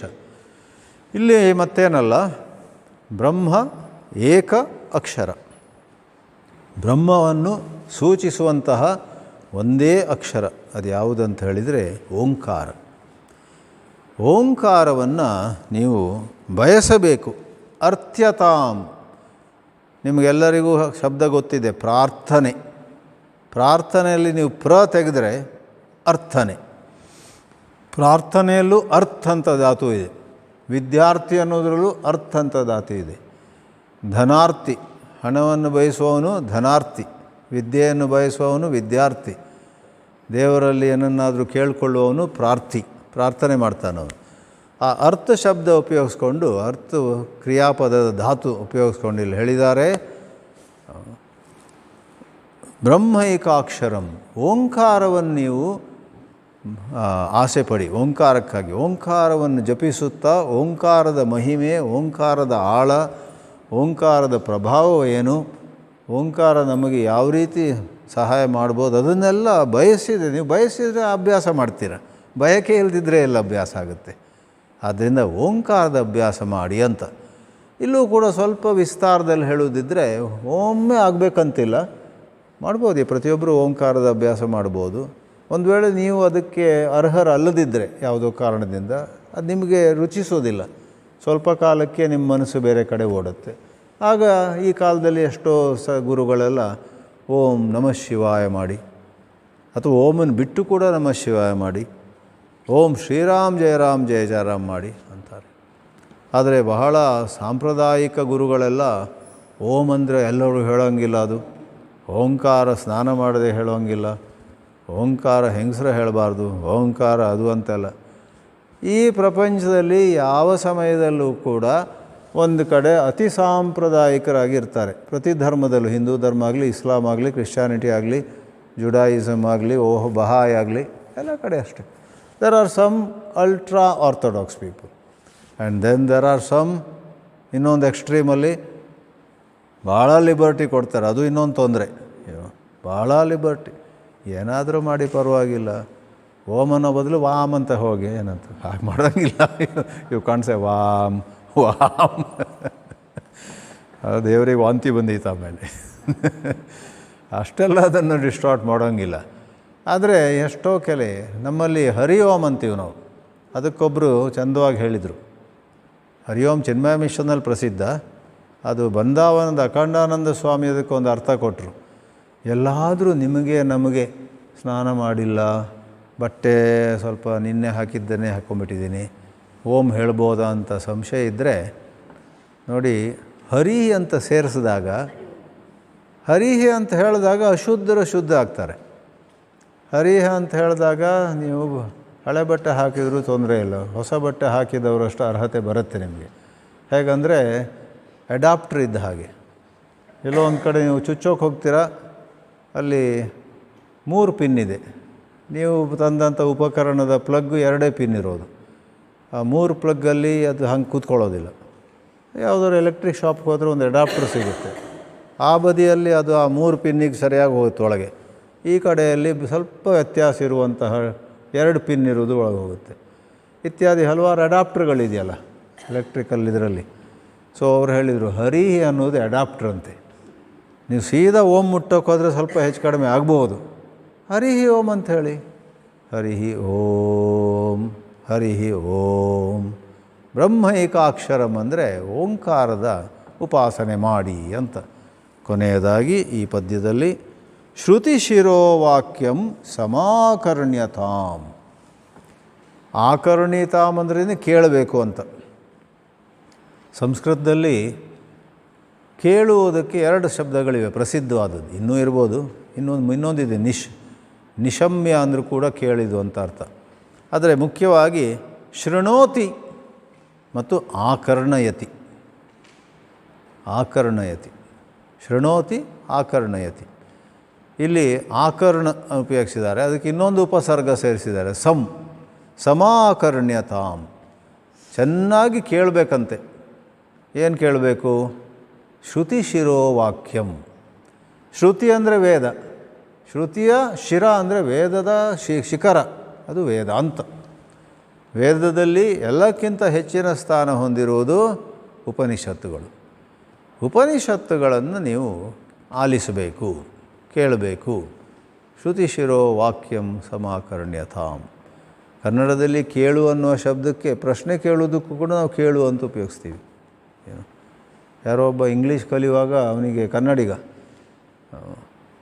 ಸೊ ಅವನಿಗೆ ಇದು ಸಂಗೀತ ಕೇಳುವುದಕ್ಕೂ ಕೇಳು ಕನ್ನಡದಲ್ಲಿ, ಪ್ರಶ್ನೆ ಕೇಳುವುದು ಕೂಡ ಕೇಳು.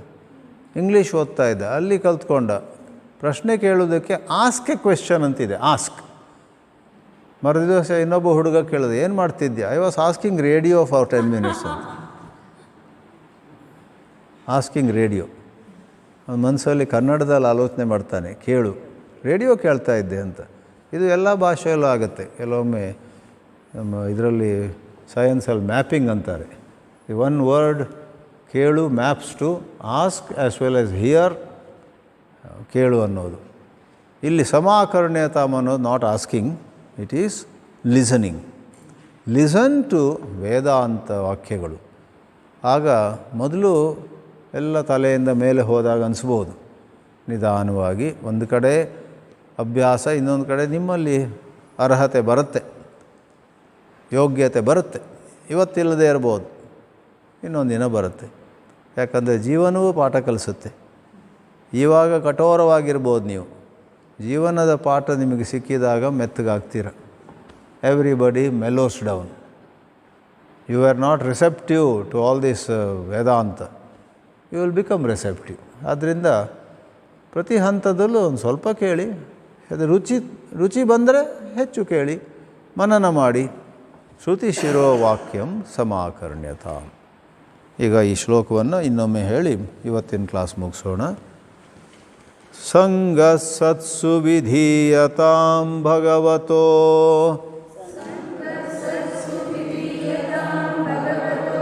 ಭಕ್ತಿರ್ದೃಢಾ ಧೀಯತಾಂ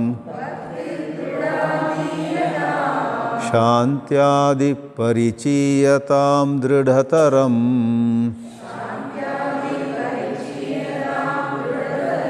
ಕರ್ಮಾಶು ಸಂತ್ಯಜ್ಯತಾಂ ಸದ್ವಿದ್ವಾನುಪಸೃಪ್ಯತಾಂ ಪ್ರತಿದಿನಂ ತತ್ಪಾದುಕಾ ಸೇವ್ಯತಾಂ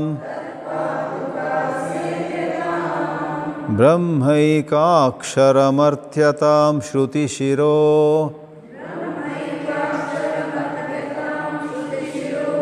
ವಾಕ್ಯಂ ಸಮಾಕರ್ಣ್ಯತಾಂ.